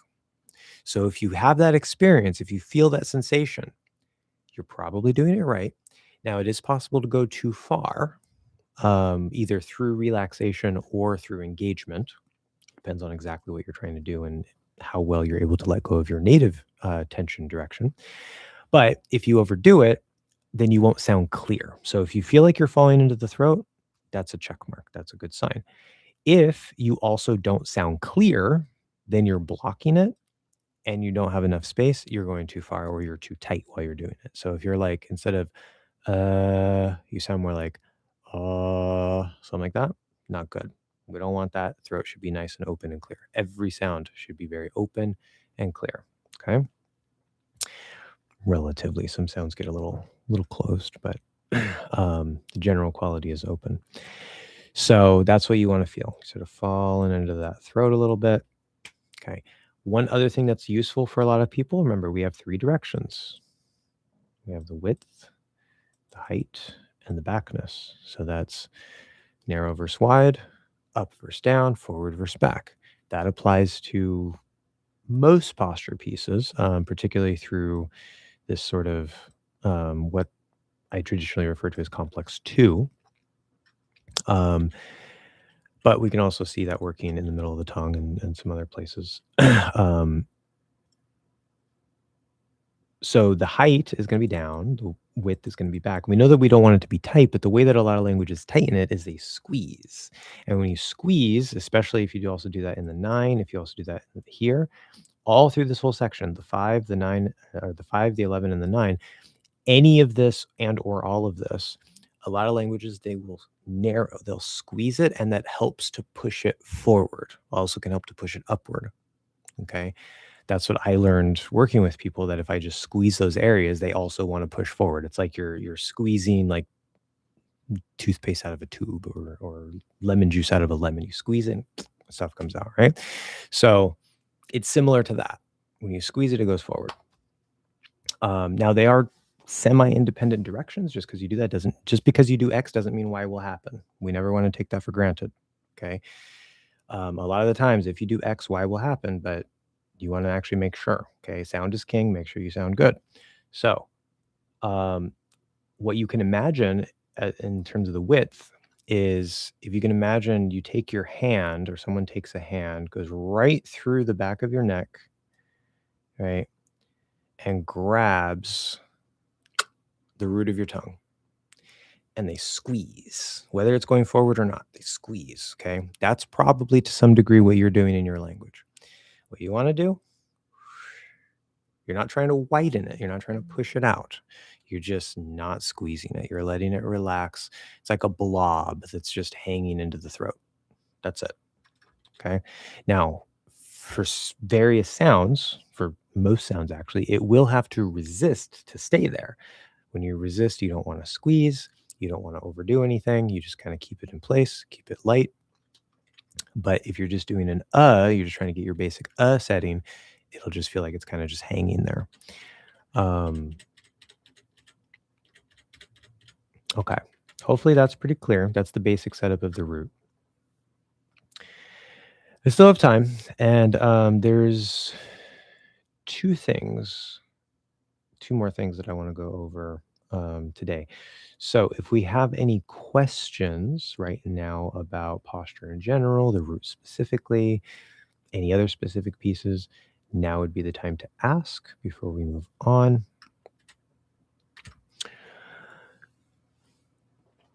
I gotta say, I'm pretty proud of what I have built here. Not to toot my own horn, but I'm kind of a genius. I'm only half joking.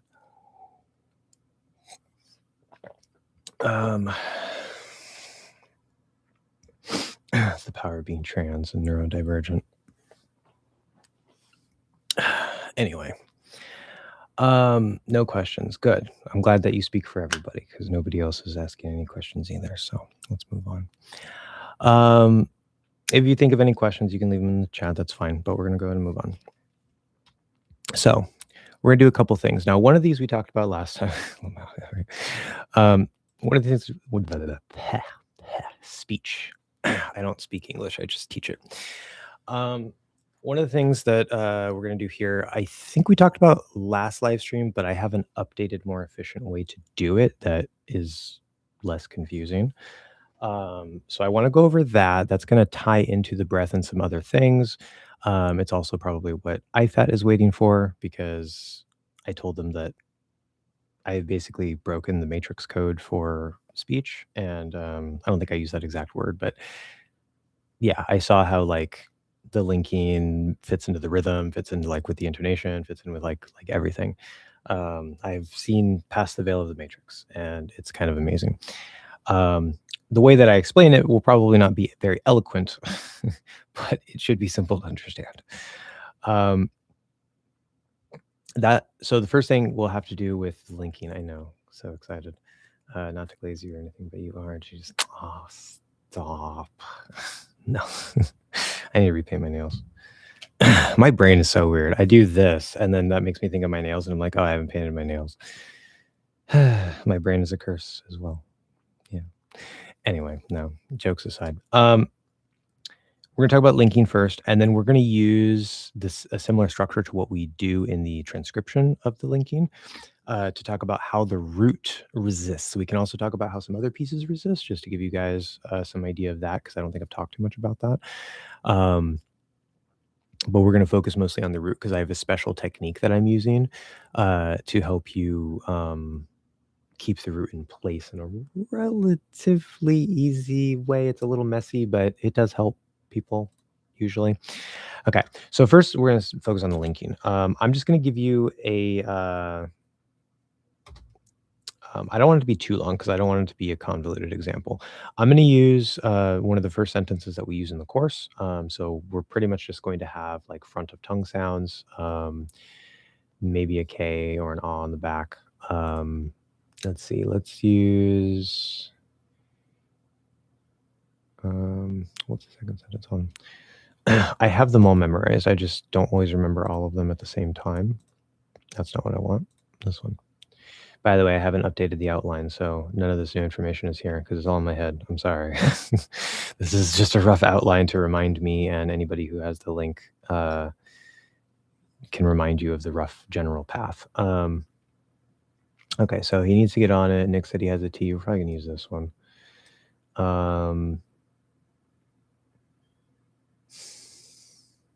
He has not done it yet.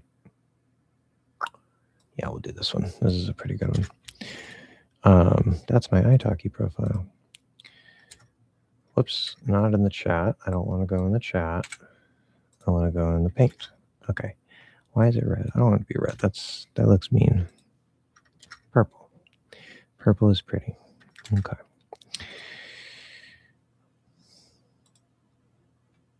Make sure it's nice and visible for you guys. Nick said he has a T. Okay. Make that a little bigger. That should be fine. Okay. Hi, my lovely teacher. Hello, Joseph. Welcome, welcome. Sorry I was late. Yeah, bad. Show up on time. No, I'm just kidding. That's fine. You can rewatch the stream. It will be saved. If you have any questions, let me know. We're in a particular part of the stream at this point, but if you have any questions, just let me know. We'll try to get to them. Okay, so what we're going to do here, we're going to transcribe this. Now, the last time, I think I did something along the lines of, right, I said like, okay, ne, xe, di, right? And I was putting like either spaces or I was putting dashes. And the whole point of that was I wanted to emphasize that the last sound needs to sound like it's connected into the next sound. Nick Chismosa. What? I don't know what that means. And this is not about any special linking rules. We're not talking about like, oh, in this case you drop the T, or in that case like the T and the Y blend into ch. Those are things that can happen, and occasionally through the course we kind of mention those. We don't really do a whole that's not the main focus here, okay, especially in this basic example. So that's not why we're doing this.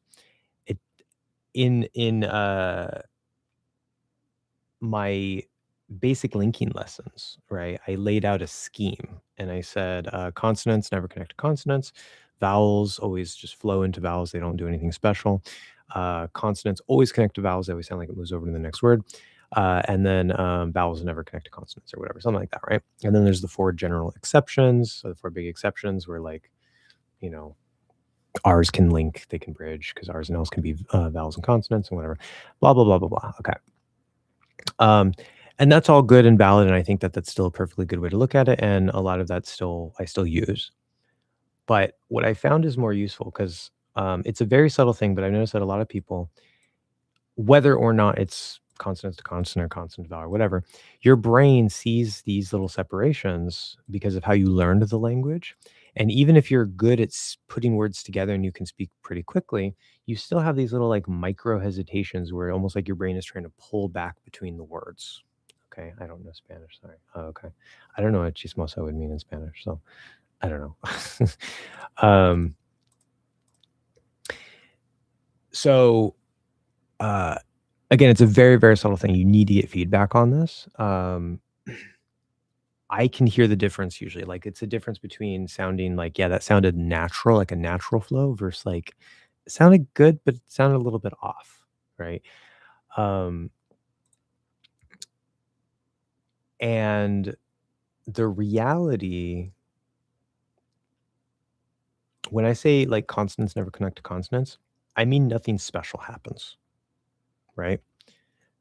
But you can still do k and s almost as like a cluster. X, x, x, x. Obviously, you can't do them at exactly the same time, but we don't want to hear Nick said, even if you say that quickly, Nick said, Nick said, Nick said. That's two separate words. You're keeping the space there.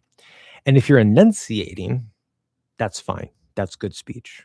That's fine. But we don't enunciate all the time. That's not real speech, right? You're not supposed to enunciate all the time like most teachers tell you to do. That's wrong. You will not sound natural if you enunciate all the time. So if you want to sound more natural, right, we just use enunciation when we need it. Okay. It's very dynamic. Especially if like we're emphasizing or something or we're exaggerating something. Um, so what we want to hear normally in the flow of speech, we want all of this to come out as a single thought. Because when I want to communicate this, I don't think like, oh, there's a name, there's Nick, and then what did he do? Oh, he said, okay, then that's past tense. I have to make say into said, and then I have to put okay he because it's referring back to himself, and then what did he say? Well, he has. That's the verb I have to put, and then okay, make sure it's has instead of have, and then there's t. I gotta make sure there's an article there because for whatever reason that's grammatically correct, and then there's the object that he has. No, we don't think in words. We think in thoughts. This just comes out as a single thought. These words happen as a result of the thought that I have. And so the flow, the linking, the rhythm is a consequence of that. Now, rhythm, the exact way that this works will sort of fluctuate from language to language, but a lot of languages will do some sort of this. It just depends on like how things are stressed and timed, and there's little variations and things. But when we go K to S, we want to hear X. Okay. So the way I was writing that before was something like ne set. So we can see that it breaks off. But I found that that's a little unwieldy. It can be kind of confusing because now it's like, well, there's still a space here. Are we trying to say like Nick said?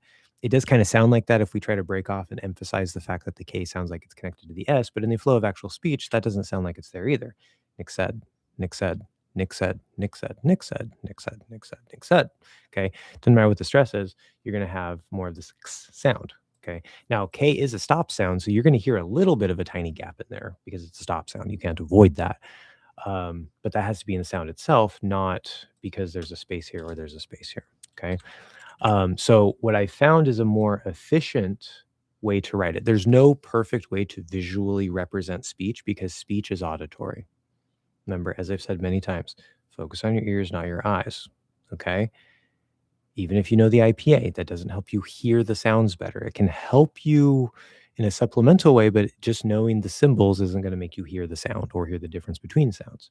You have to train your ears for that. That's a different tool than your eyes, right? So this follows that same principle. There is no perfect way to represent spoken speech in text because text is visual. That being said, there are better ways and there are worse ways. And what I've found to be the best way so far, and that functions even in relatively longer phrases, is the following. We're going to do something like this. Oops, sorry. Not going to change it to an Nick said. Now, in this case, I am going to go ahead and drop the H just because that's so insanely common, and we can just flap the D into the E. We'll make it a little easier here. If you want to make it a regular D, you can. It doesn't necessarily matter. I'm just going to flap a D into an E. Okay. Now, never mind. Let's make it even simpler. We'll keep the H's. Okay. The point is not to drop sounds. So let me make it as simple as possible. Okay. Said he. See, that immediately starts to enunciate it a bit. That's the problem. Said he. As long as you get that H going, I'm going to drop this H. I don't like it. It doesn't feel good as a native. Okay. Said he. We'll keep this H. How about that? Said he has. He has. So the H immediately starts flowing, like kind of as a voiceless E almost as you start opening. He has, right? Because the H is just a voiceless vowel. So we'll keep that H. Fine, whatever. Has T. Okay. Now, why are some of these capital and others are not? Again, there's no perfect way to transcribe spoken speech. So what did we do? We got rid of the spaces. Well, if we get rid of the spaces, it's harder to read, right? That's why we have spaces in the written script. Well, we fix that by capitalizing not the whole stress syllable, but just the vowel, because then we can still see, oh, look, K and S go together, where either A, maybe this S is not stressed, and so it would look broken. This K is not stressed, and so it would look broken. Or in this case, both words are stressed next to each other, and so it would just be a capital KS, and it's just one big long thing that's hard to read. So we get the benefit of adding the stress into our visual representation while still seeing the linking between the words. Now, sometimes we're going to end just like in a vowel that goes into maybe, something else. And so that's not always going to be clear cut, but fine, whatever. That's why I said there's no perfect way. But we get Nick said the ha. Okay. Has, you don't necessarily have to stress. It is a main verb here, so I would put stress on it. It doesn't have to stand out much. The T. Okay. T is going to be stressed. That's the less content word. So by default, that would probably be where the highest stress goes. We notice that is not stressed. We notice that E and he is not stressed because those are not stressed syllables. Okay. So this I have found to be the easiest to read, most efficient way to transcribe the spoken language in a way that still preserves the flow of linking. The cool thing about this, I have had almost every single student that I've done this with, when I first show them this, even if they have no idea what's going on, they're just like, okay, we've learned these sounds. We're now talking about this sentence. And now there's this weird transcription. What I do is I say, step one, I want you to read this. So they read that. And I listen for their linking. I listen for their rhythm. I listen for their stress. Stress is not a big focus of this course, but we don't want it to be completely off, right? Okay. But I listen to their linking. I listen to all that stuff. And usually they're going to be saying it pretty normally. They're going to be putting these little hesitations here and breaking it up and say, okay, great. Now I want you to read this. It's not words. It's not a bunch of words. It's just a string of sounds, right? You have visual markers for where the stress is. So you just go a little louder and longer there. Otherwise, you just read the sounds.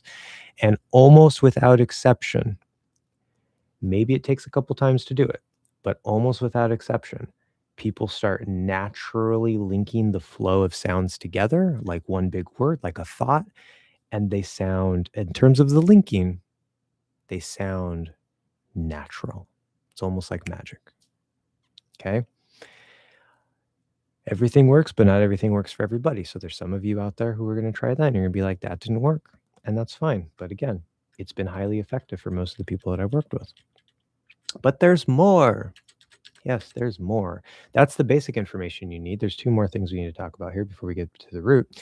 The first thing is, I wish I had caffeine. The first thing is the breath, okay? The linking, and I don't know if I mentioned this last time either, but the linking is the other side of the breath. They're two sides of the same coin. They're kind of, in a way, the same thing, but they're not exactly the same thing. Just like how all the posture pieces, they kind of have to work together as one big thing, but you can identify separate pieces. It's a similar type of concept. The thing is, I've always done that, I think, naturally. Um, maybe, I don't know. I'd have to go back and listen to some of your stuff.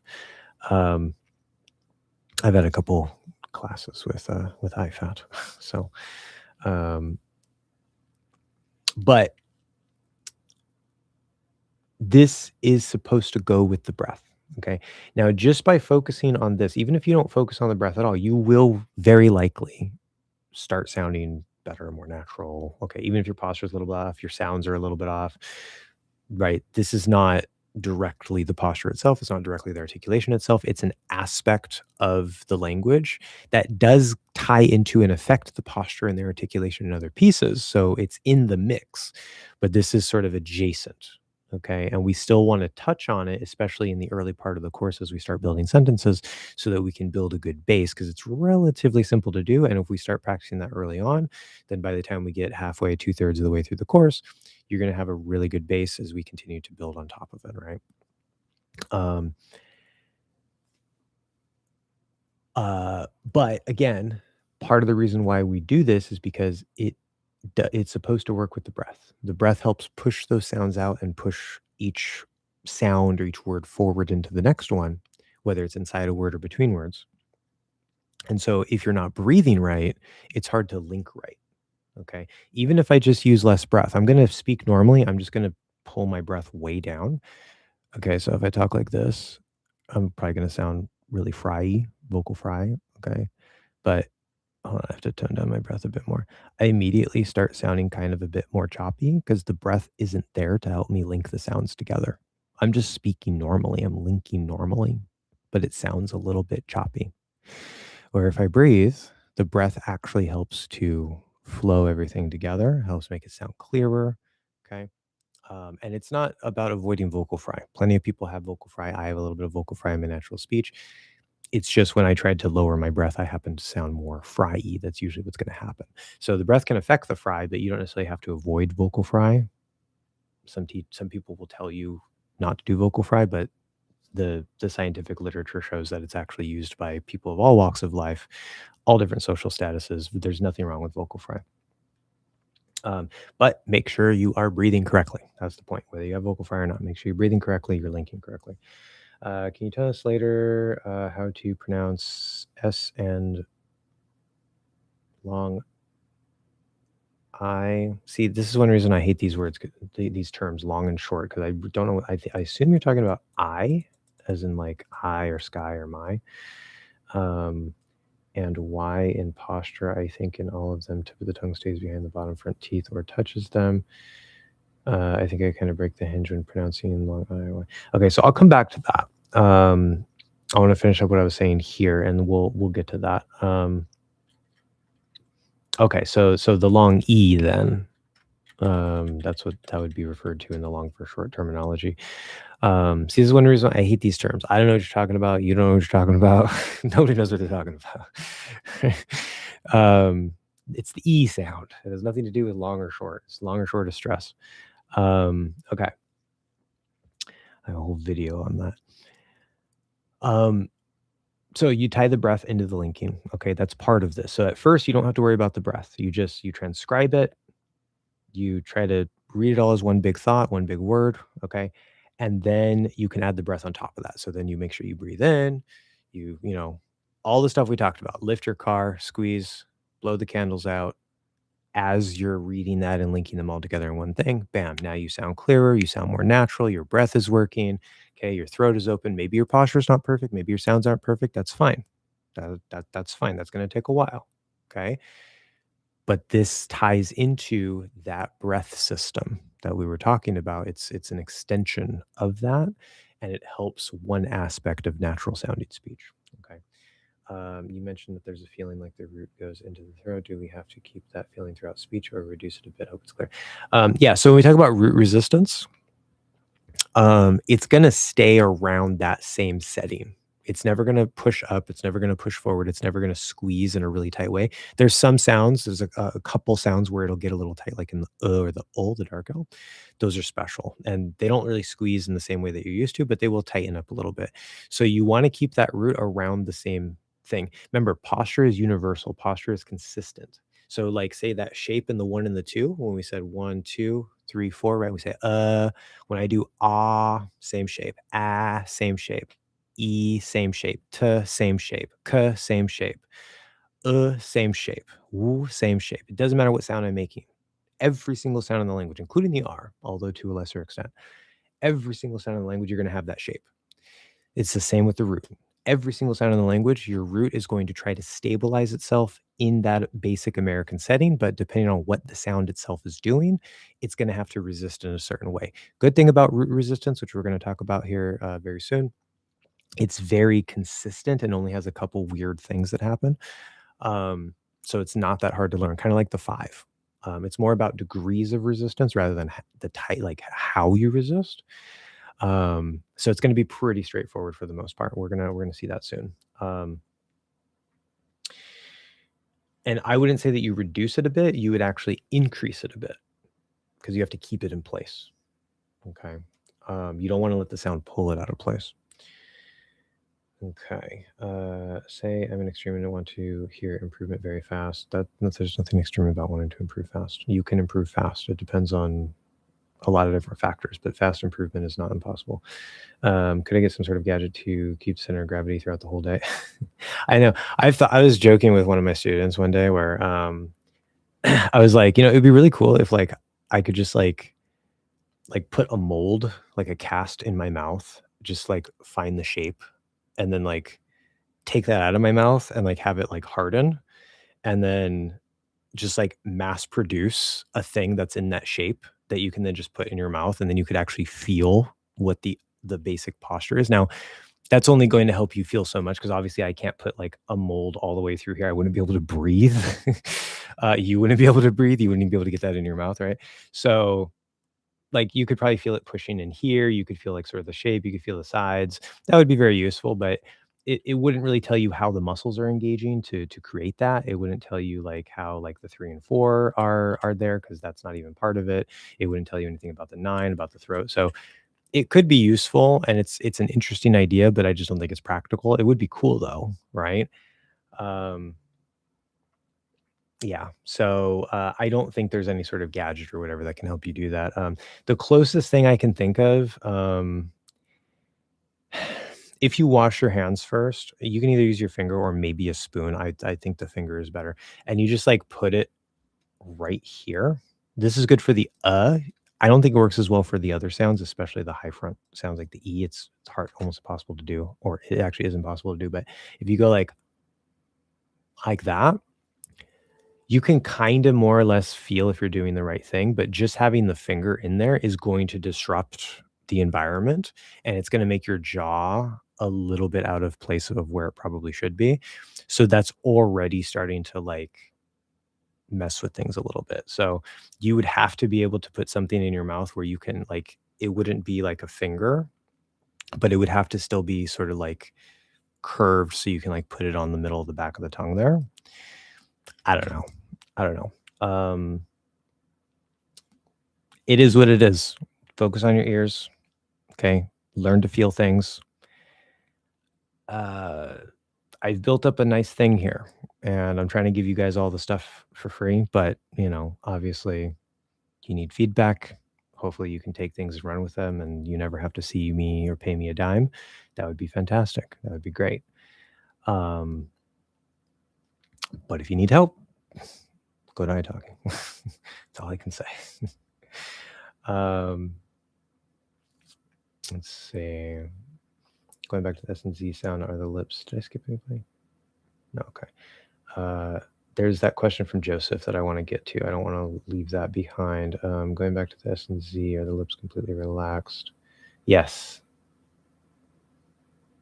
Yes. Any sound that doesn't use the lips has relaxed lips.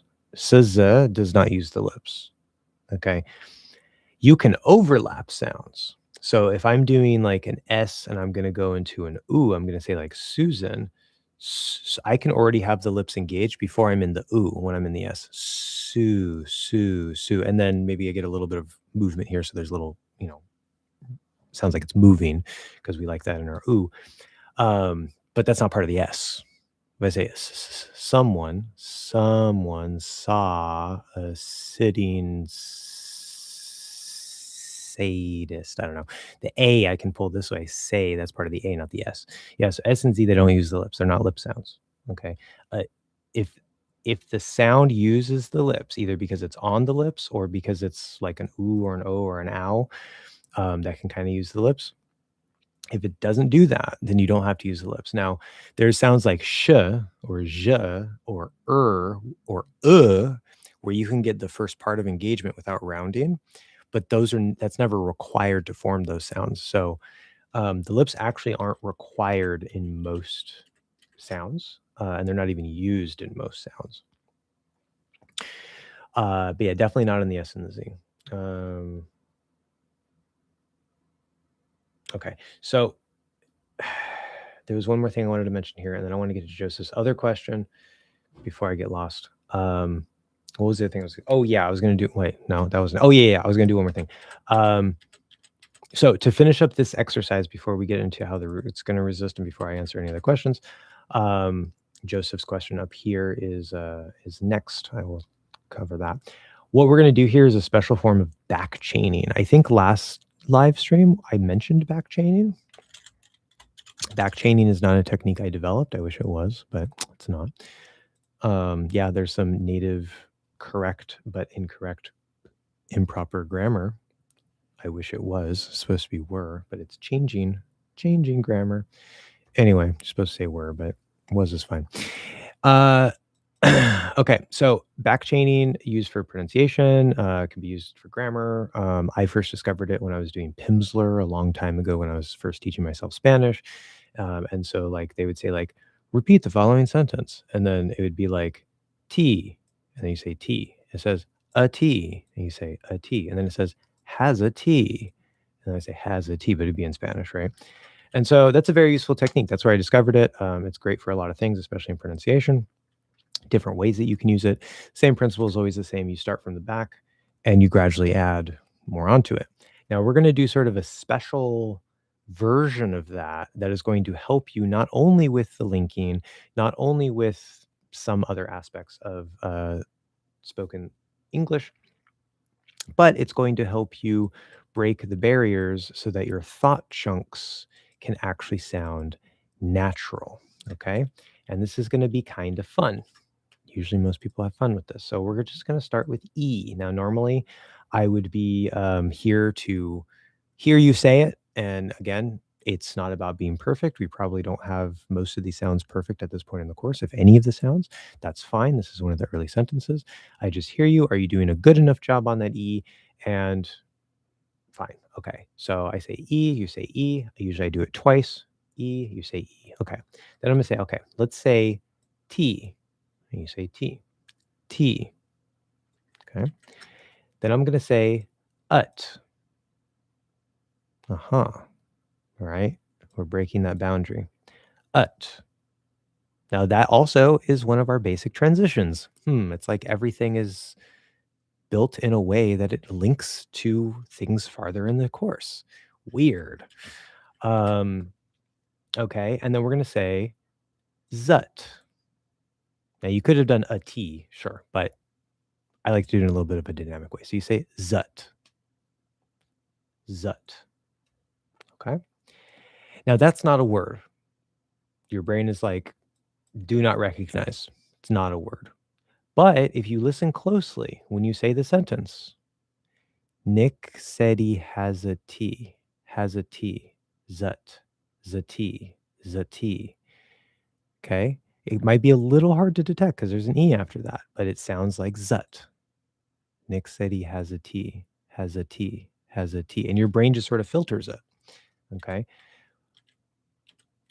Then we're going to say zati, right? Now that's not a word either. Zati, zati. Don't think of it as two words. It's not two words. It's a two-syllable word. Zati, zati, zati. Make sure you get that stress good. It's a good way to practice the stress, even though it's not the focus. Okay, cool. Now that doesn't even sound like English anymore. It's like, what's zati? That's not English. And yet you sound natural. You sound more natural because that's how it actually sounds. That's how it comes out. Okay. And we say as, which is another word. Sometimes you'll find words as. It's supposed to be a Z, not an S. As. Okay. As a. which could be as a, right? I work as a teacher, as a. It's just one word, as it, as a T, as a T, as a T. Great. Okay. Now your brain's starting to filter out and T probably. Okay. That get a little danger there. Make sure you're still linking well. If you don't, you can zoom back into that and make sure it sounds good. Okay. Now we're gonna go iha. Sorry, the stress there. Iha. So we're keeping that H in this case. Iha. Okay. Ihaza. Okay. And you can continue it. That probably is recommended, but we can go a little bit farther. Now you can't really start from a flat D. It's hard to do. So we're going to go ahead and say Eddie, which is a name. Shout out to Ed, and Eddie, part of my childhood cartoon. Eddie. Eddie-ha. All right, stress. Eddie-ha. Eddie-ha. Eddie has a. Again, now your brain is probably starting to filter out Eddie has a. If you start breaking it apart, zoom into those pieces where it's broken, zoom back out and make sure it's all one big thing. Okay. Again, working with me live, I'll be able to monitor all these things and correct you as we go. X, not x. You're trying to do them almost at the same time. The S is already there before you release the K. X. Xe. Xedi. See, this is something you don't get to practice much because that's not a cluster. We don't have any words that start with x, but it's a very common combination between words. Okay, so you're practicing putting those together. Xedi. If I say it again, Nixedi. Xedi. Okay. For some of you, this is probably going to be mind-blowing. Okay, and we can keep going back. Xedi has a T, Nixedi has a T. And you just make sure you hit all those things. Doesn't matter if it's N to I or it's K to S. Sound. It's a string of sounds. It's all one big line. Nixedi has a T.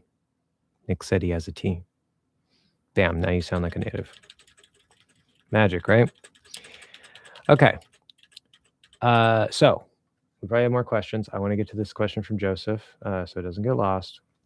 This will be a little bit of a tangent, so that's fine. Okay, how to pronounce S and it was the E. So S and E and Y in posture. Okay, so the S sound, the E sound, and the Y sound. Okay.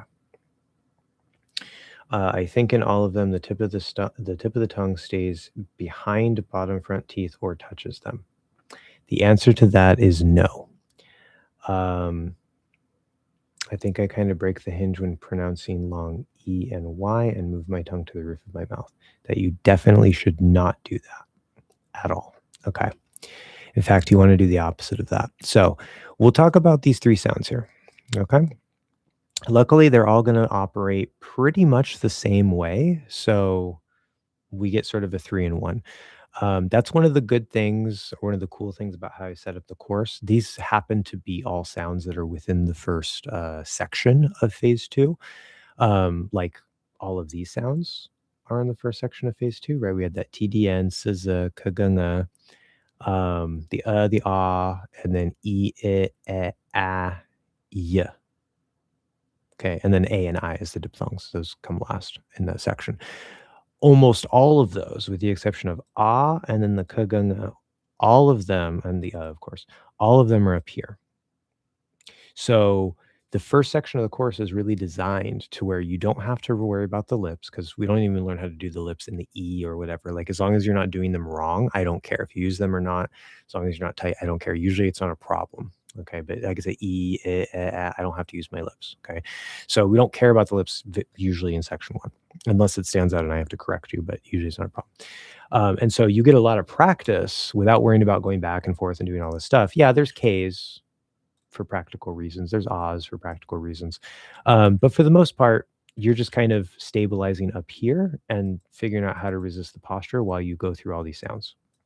So it's designed that way. It's designed to be very much in the front so that you can stabilize the back. When we get into section 2, we start looking at lip sounds. We start looking at more like the rest of the back of tongue sounds. And then we get to the last couple remaining front sounds, the TH and the SH, which are a little bit special. And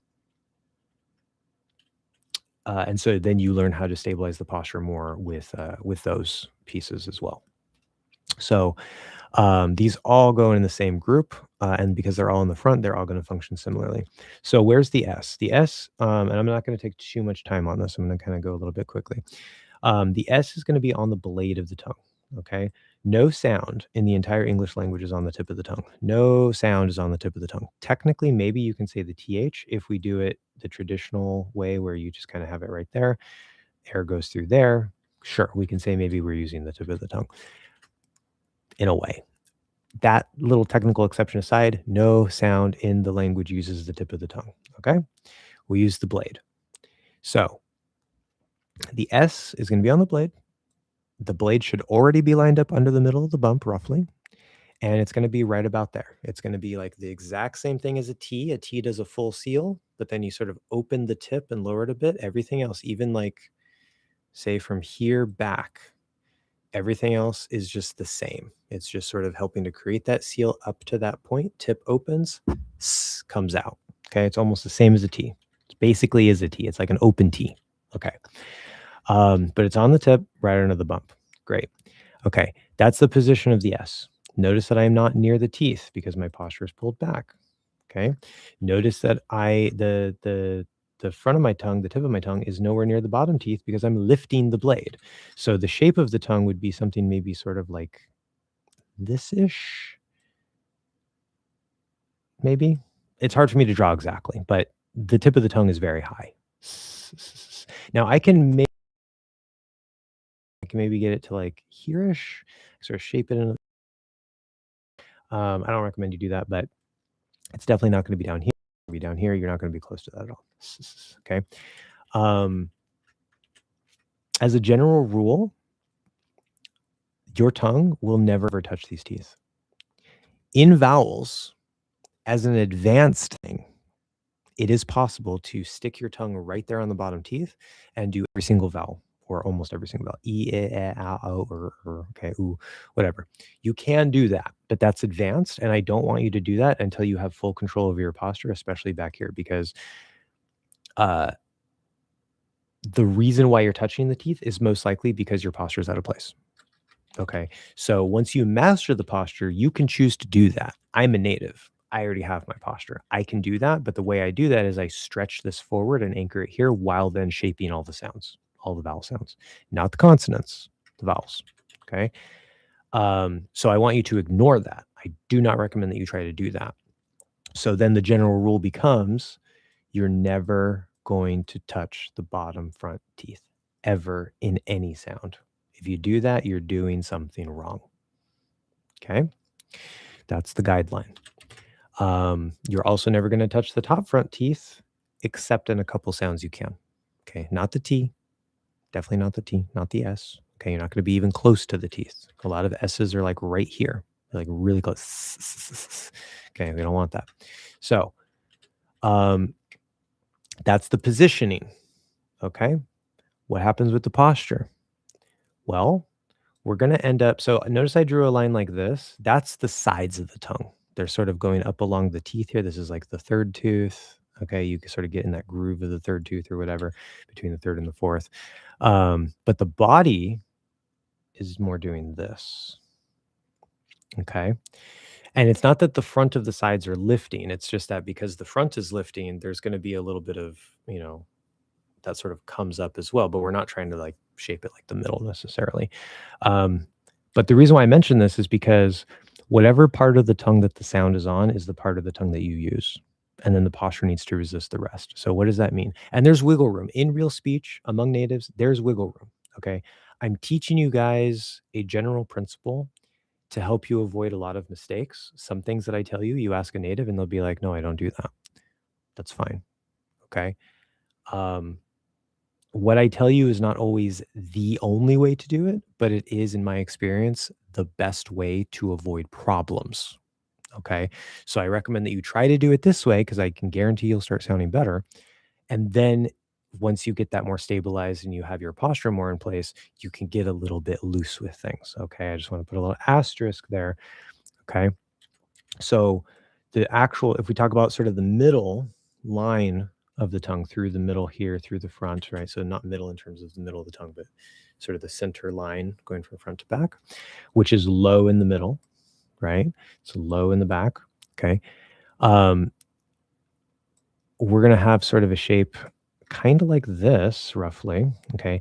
The back of the front is not used in the creation of the S. Okay, there's wiggle room there, but it's not using the creation of the S, and so it wants to try to stay low. Okay, a lot of you guys don't do that. You end up with your tongue looking like this, and then maybe you're in the right place here. You're not near the teeth, and you're like, I still don't sound good. I don't know what's going on.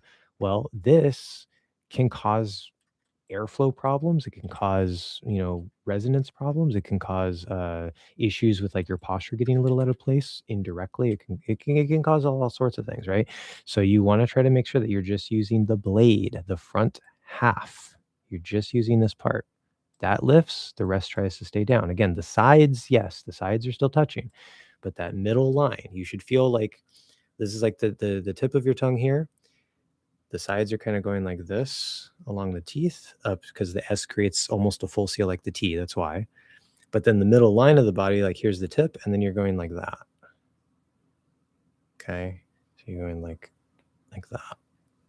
Okay. Not too sharp because then you might end up in an SH. The SH sort of pulls it back a little bit. But you want to be pushing down here a little bit on the front of the back in order to keep a better shape and keep the posture in place. Now, in addition to that, especially if you don't get a little lazy here, the front of your middle shape starts here, right? That 1-2 piece that needs to be maintained. A lot of people when they try to do the S, they'll end up either doing this, they'll end up doing this, they'll end up taking the front half of the shape and pulling up like this. We can't do that. You have to keep the same shape, which means that in your 1 and your 2, especially in the front of that, you might have to resist a little. You might have to push down a bit. You might have to sort of widen a bit because the S might want to collapse it or pull it up. That's resistance in the posture. Your 5, definitely going to resist. It's a high front sound. So your 5 is going to be digging in the center of gravity. It's going to be digging in on the back of the tongue, staying low, staying back. Again, you're going to get that scooping feeling like I mentioned earlier when we go for the T. T and S are pretty much identical in the posture resistance because they're basically the same sound. S is just open. Root, going to resist down and back. We haven't talked too much about that, but any sound up here, doesn't matter if it's high, low, or whatever, you're going to resist down and back in the root. It's just a matter of degree. So you're going to get some resistance here. Don't get it super tight. Just sort of dig in a little bit. Your 3 and your 4. Okay. 4, we just don't want it to be tight. That's sort of the sides of the seatbelt. The seatbelt itself, don't tighten it. Don't squeeze it. Definitely do not push it up. Your language probably takes the root and the 3 and it does this so that you can lift the front and form your S. We don't want to do that. We don't operate the front of the tongue that way. We're going to resist down, if anything, and you'll probably feel it again, mostly more in the back through here, resisting along with the root. Okay. Keep your 6 open. We don't want to push that in there. We just want to keep this nice and open there. Okay.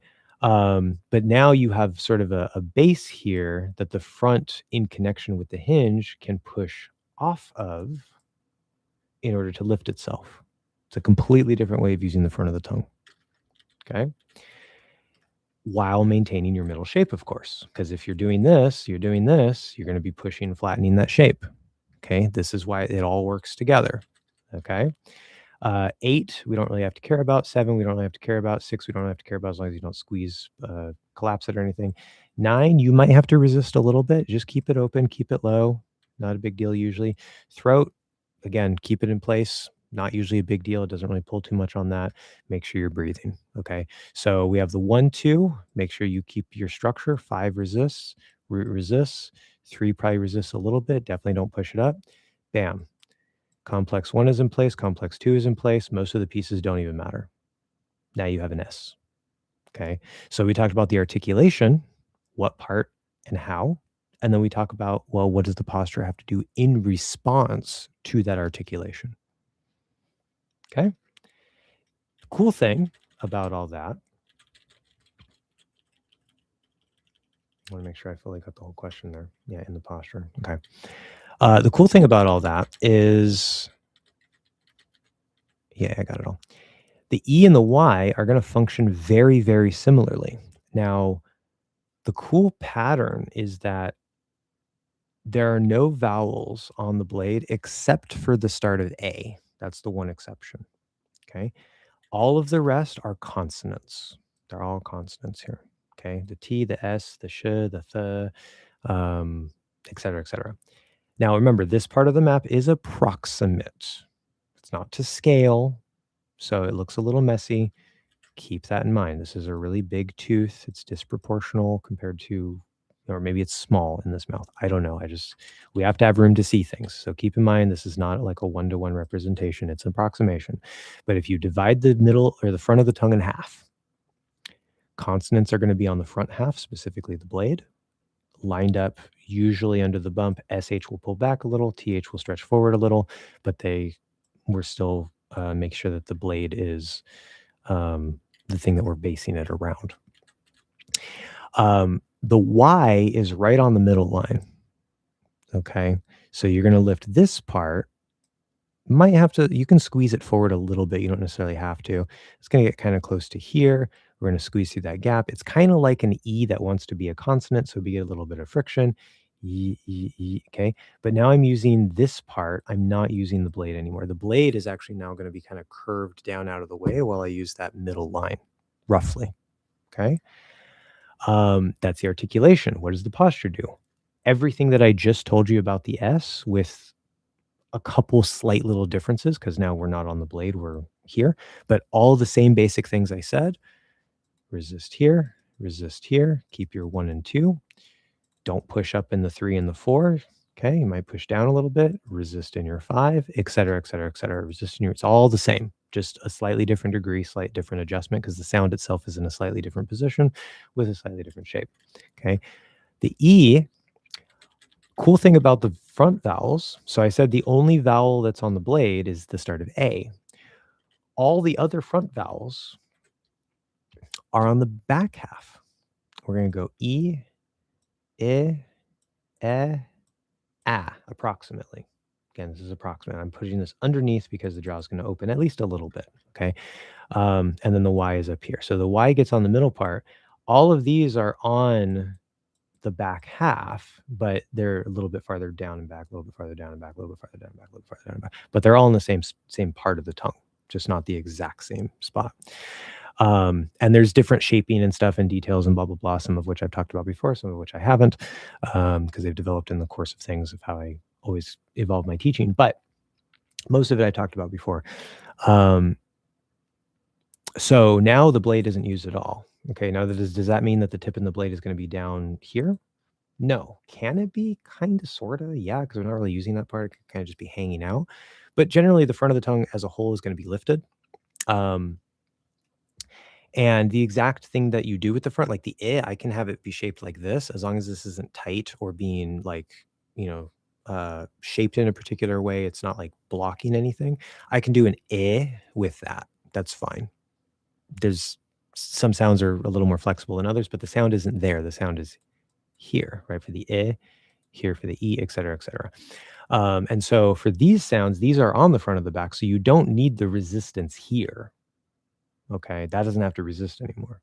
But you do still need the resistance here in the front of your 1 and 2 shape. You need the resistance in your 5. You need the resistance in your root. Again, it's going to be degree depending on the exact sound, how tight it is, how, whatever it's doing. Is a very relaxed sound. It's the third most relaxed sound in the language. You just need a tiny bit of 5, a tiny bit of root, maybe a tiny bit up here, but really it's like just a little bit on the back, and you should be fine on your Like, I don't really feel the need to add anything on top of that. Where the E is high and tight. It's a very sort of tense, tight vowel sound. So I'm going to have a lot more resistance here. I'm going to have a lot more resistance here. I'm going to have more resistance here because like the T, it wants to pull it up and destroy that shape. Okay. So now we're on this part, but the rest of the posture is still resisting in essentially the same way. Okay. And again, that's the beauty of how I've set it up, where we have a lot of these front sounds first. We don't have a lot of back sounds. And so you figure out how to do that. You're getting lots of reinforcement with all this basic resistance through here while you learn these different front sounds. Next thing you know, we get to section 2, you're already pretty good at this. And now you just have to learn maybe a slightly different way to do it as we do more back sounds, right? It's all built for a specific reason in a specific order. Okay. Hopefully that answers those questions. Let's see, where are we? I have about an hour left before I have to go, and I don't necessarily want to spend the entire hour here. So we're going to try to start heading towards closing up maybe in the next half hour. Keep that in mind, guys.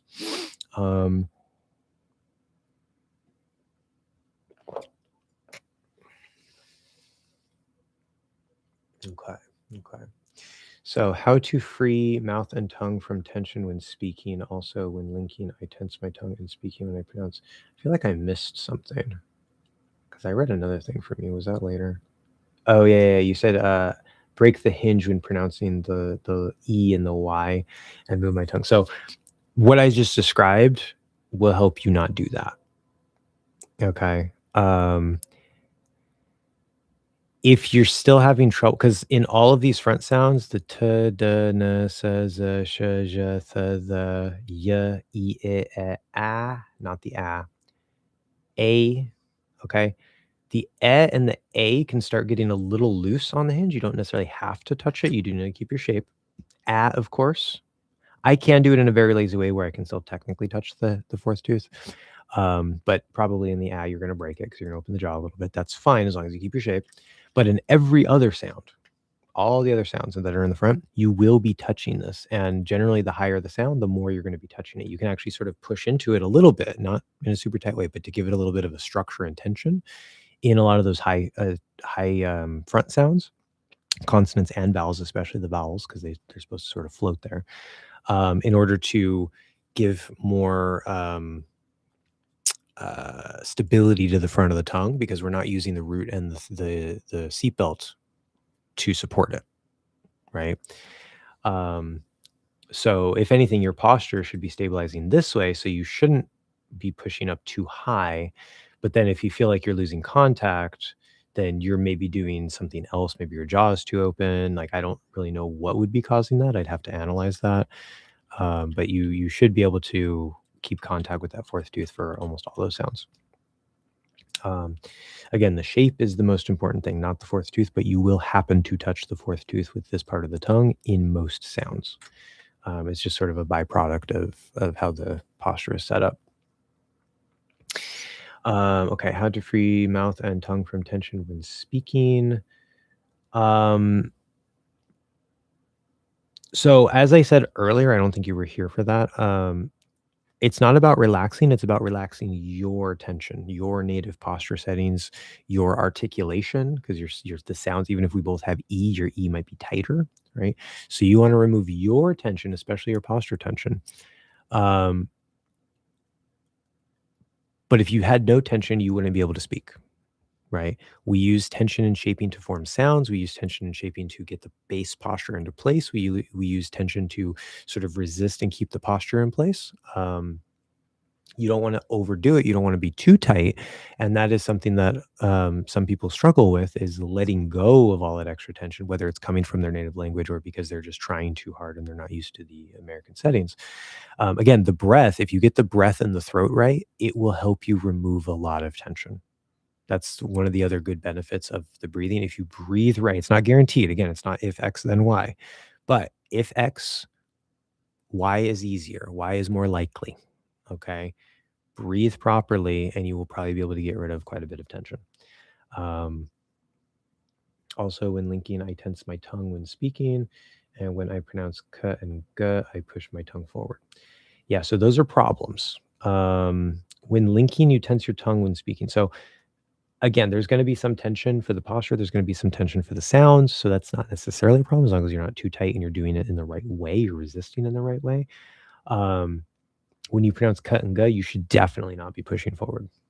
Okay, I mentioned that earlier, like the Spanish cut and ga, it's kind of more like this. Or it sounds that way to me. Maybe it's just because it's more forward. Like it sounds like we're using more of the tongue, if nothing else. But I can hear this part being involved, where we don't do that in English. This part stays down. This part stays down. We use the middle. Okay, and that's going to come up to around the start of the soft palate. Now, obviously, it's not like this, right? This is going to kind of pull up a little bit. This is going to kind of, be pulled up a little bit, but this is trying to stay down. This is trying to stay down. And then this part of the muscle is stretching up. Okay. And so if you do it properly, number one, make sure it's the middle of the back, not the back of the back. And then the easy way to sort of hack into it is you touch the top with the middle of the back. And then without doing the sound, just breathe through your nose, just hold it there. Let the front of the back just sort of relax and hang from that spot. Let the back of the back relax and hang from that spot. So now it's almost like you just have the back of the tongue hanging off of this little point in the middle of the back.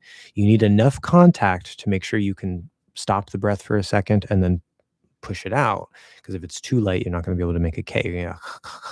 Okay. But it should be a solid seal, but with as little surface area as possible, right on the middle of the back. Everything else just hangs. And sort of kind of tries to stay down. So the middle is trying to push up, the rest is trying to hold down. K, K. When you release that K, that resistance goes away and the middle just falls right back to where it was. It's like a spring, just goes right back where it was. K, K, K. If you're pushing forward, K, K, K. You're going to get some weird thing like that. There's different variations of that depending on exactly what you do. We don't want to hear that. It should be light, should be crisp, shouldn't sound like you're pushed forward.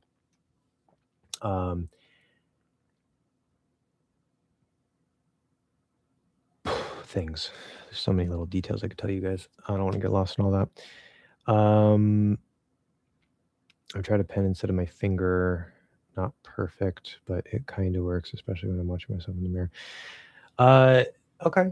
Yeah, I've had people do pens. I've had people do spoons. Again, it's imperfect. It can kind of help kind of give you some feedback, especially if you can't really feel the middle of the tongue very well.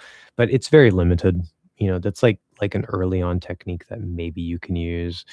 At the end of the day, you want to build up the ability to actually just feel things and shape things. And that just takes the practice of learning the posture, learning the sounds, being able to feel things better, being able to developing your ears better so that you can hear what you're feeling, map it to your ears, etc. It just comes with practice, comes with time, right? Like if you're doing the right things usually happen.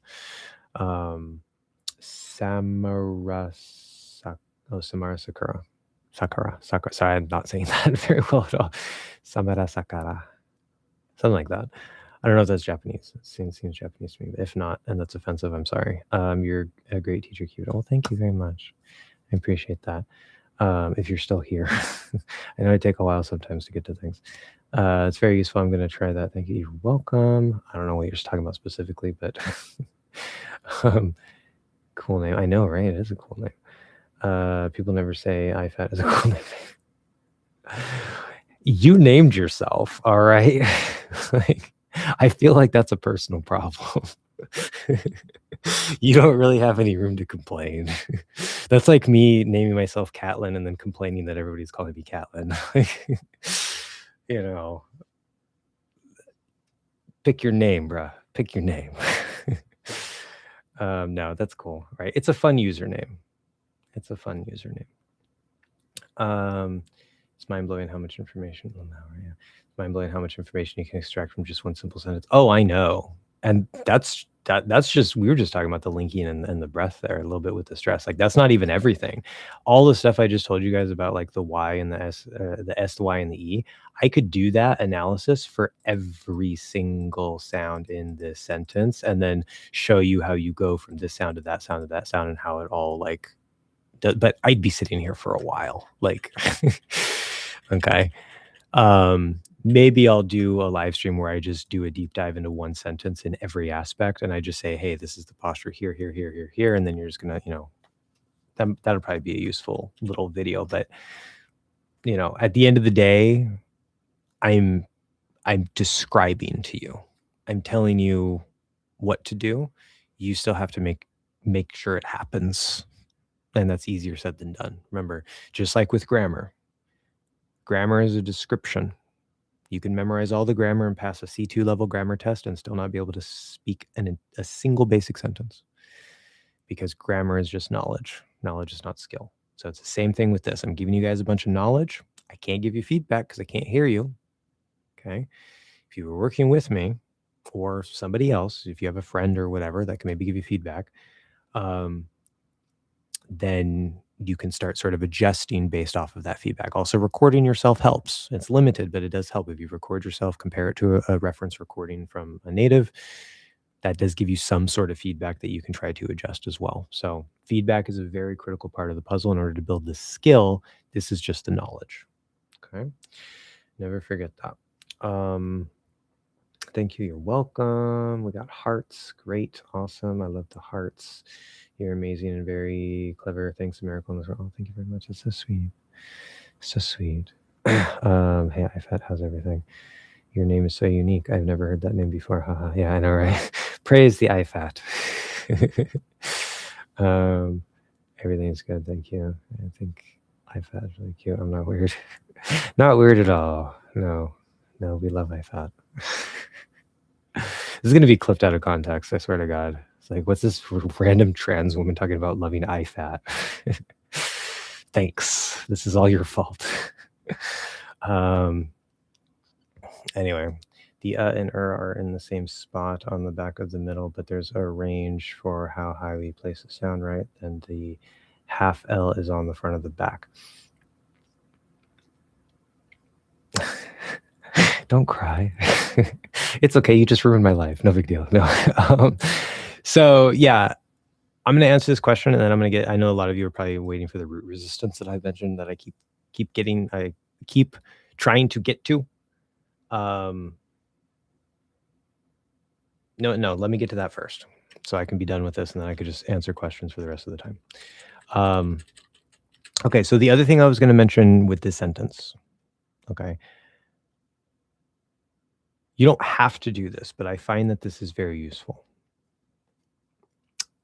I'm going to give you a general schema or map, I guess, a key, a legend for what the root does. This is specific to the root. Now, generally what the root does, the 5 will also more or less do, just maybe a little bit less in the root. And again, it's more about the degree, but there's a little hack in here too that's going to help you immediately. Any sound, let me get a different color. Any sound that is in the front of the mouth, okay, that includes the start of I, which is sort of in here. Any of the consonants, any of the vowels, doesn't matter. It's in the front of the mouth, okay? The root is going to resist this way, down and back, okay? Now you have to start in 0. So it might be useful to do your first, do your look up half step, look forward, make sure it stays in place, make sure you sound good and clear, feels like it's in place. Okay. Again, take some practice, but that's why we do the first. Always comes first. It becomes a troubleshooting tool. Once you can do it, you can make sure that everything is in place if you lose track. Okay. So test your make sure you're at your 0 position.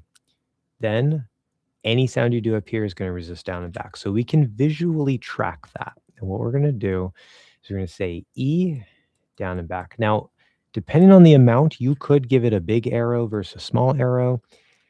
I don't find that that's particularly useful, but for some people it might be. I'm just going to put a simple down arrow. Okay. Then we have a T. That's going to be down and back. We have an Okay, I'm going to skip because that's not in the front. Z, down and back. It's low, but it's in the front, down and back. H, in this case, H is just a voiceless might get a little bit of that voiceless E as we transition, but it's a voiceless That's going to be down and back. E, again, down and back. Flap D, definitely down and back. You need a little extra in the flap there in order to stabilize the flick, because it's going to want to do that. Down and back. S, down and back. K is on the back. We're going to skip that. Down and back, and down and back. So again, the beauty of this sentence, it's one of the first sentences we learn. It's almost exclusively front of tongue sounds. So as we start learning how to use the root, almost every single sound is resisting the same way. So we just have to keep it there, right? Okay. Now, the second thing, any sound that is on the back of the tongue, okay? Kagana, w, u, o, there's a couple weird little exceptions of extra things that can happen in the and the ul. We'll set those aside, but most sounds on the back of the tongue.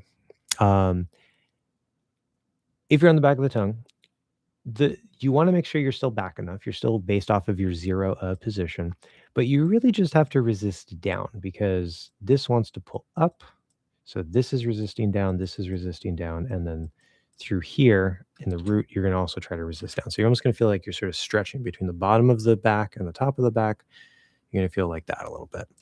Now, can you go down and back? You could. It may not sound quite perfect. I can maybe feel a little bit of back, but it's like 90% down. So that's what you mostly got to do. So that's an that's a K. We have one back of tongue sound. Bam, that's down. Okay. What about the Well, we know that our is 0. It's our basic posture. So we don't need anything in the We'll just put an X there. Now, just for your information, the sound, you can add a little resistance to the but it is generally so little that you don't really have to do anything. The only thing you have to do in the is add a tiny bit of resistance to the 5. That's literally you. So of course you keep your shape and everything. Your 0 settings are still there. Don't lose your basic settings, but you just add a little bit to the 5 on top of that. Place the sound here in the Bam, you have an sound. So the if you had this sentence doesn't have one, that would also be an X. You don't have to resist. Okay. Those are the only 2 sounds where the root doesn't resist, or doesn't have to at least.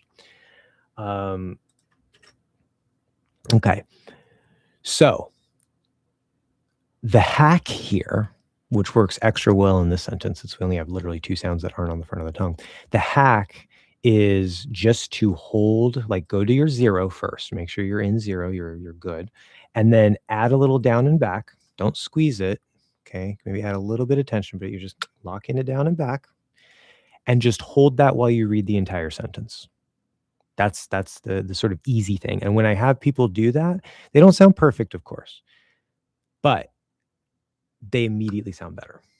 Kind of like when I transcribe this for the linking and I say, hey, read this, and they immediately sound better. Okay. So you can start with that. You can just ignore that this is down only, and you can ignore that this is an X and just hold it down and back. Okay. That can help you focus on just the root itself and feeling what it is to stabilize it. Then as you want to if you get more familiar with that, you're like, okay, in the K, I want to just go down. So you actually sort of feel it shifting a little. When I say like, ne, still down and back, nick, as I go up for that K, I feel a little shift. I'm not pushing back so much anymore. I'm switched to more like a down. It's not going forward. It goes back to 0 maybe. You don't want to push it forward or tighten it, but you're going to feel a little shift there in the root as you do the K. And then when you go back to the S, you're going to feel it shift back again. Nix. Like that. Da, da, da. Okay. It's dynamic. It's responding to the sound that you're doing. Of course, when you do your you let go of both the down and the back.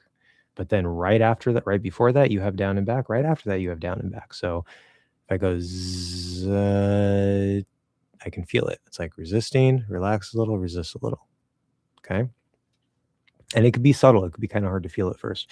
It took me forever to be able to feel the root. That's why I didn't really talk much about it because I knew it was there, but I couldn't feel it. Now I can feel it. And you want to be extra careful when you're doing the root because the 3 wants to work with the root. So make sure your 3 never pushes up. In some sounds, like these really high sounds up here, the T, the E, the Z, you want to maybe push down a little bit more along with this resistance here, along with this resistance here. Okay. That's your general guideline. So the 5, the root, and the 3, they kind of more or less want to work together, but they don't do exactly the same thing, and they don't do it to the same degree. So they are separate pieces, but they can sort of like mess with each other, especially the root. The root can easily help destroy your 3 and your 5. So that's the biggest part that you want to make sure isn't ruining anything. But at the end of the day, you have to balance everything out. That's the hard part. That's why we do this step by step, little by little. Okay, I'm kind of like throwing a lot of things at you guys here, but it takes time. Okay, if you can't do that right away, that's normal. That's fine. So that is the exercise for the root. Do you have to do that? No. Is it useful? Yes. Okay. Moving on. So we'll get to these questions, and then I'm probably going to go in the next 20-ish minutes or so, maybe. So let's see. I wish I had more water. Do I have more water? The crying. I'm sad. The and are in the same spot on the back of the middle, but there's a range for how high we might place the sound. Yeah. So the I do have okay. So the way that I laid things out in the R posture lesson, I don't think I'd have to double check and rewatch it, but I'm pretty sure nothing in there is wrong necessarily, but I found some more like variation and maybe some like better ways to approach it. So if what I talked about in that lesson for like how to place it and how to adapt the posture works for you and you sound good, fantastic. Great. Run with it and go. But it wasn't working for everybody. And so I continued to try to explore and adapt like I always do. And so I'm not going to go into all those details now, especially because I don't have the R off the top of my head. Everything up to the 2 L's I have pretty, very, very well. I was going to say pretty, very, very well in my head. Super familiar with those. Not many people have gotten to the R. That's literally the last sound we talk about. I've had quite a few people get to the L's, but I haven't had many people get to the R's yet. So, sorry, my throat. The and the are both in the middle. That is true. The just like the can kind of be towards, like, say, under the 5th tooth-ish, a little bit farther forward, but I don't recommend that for various reasons to avoid certain problems. The can also be the same. It's not necessarily going to be exactly in the but it can be sort of on the back area there. I've told you guys before that the R takes over the center of gravity, and that's a shorthand.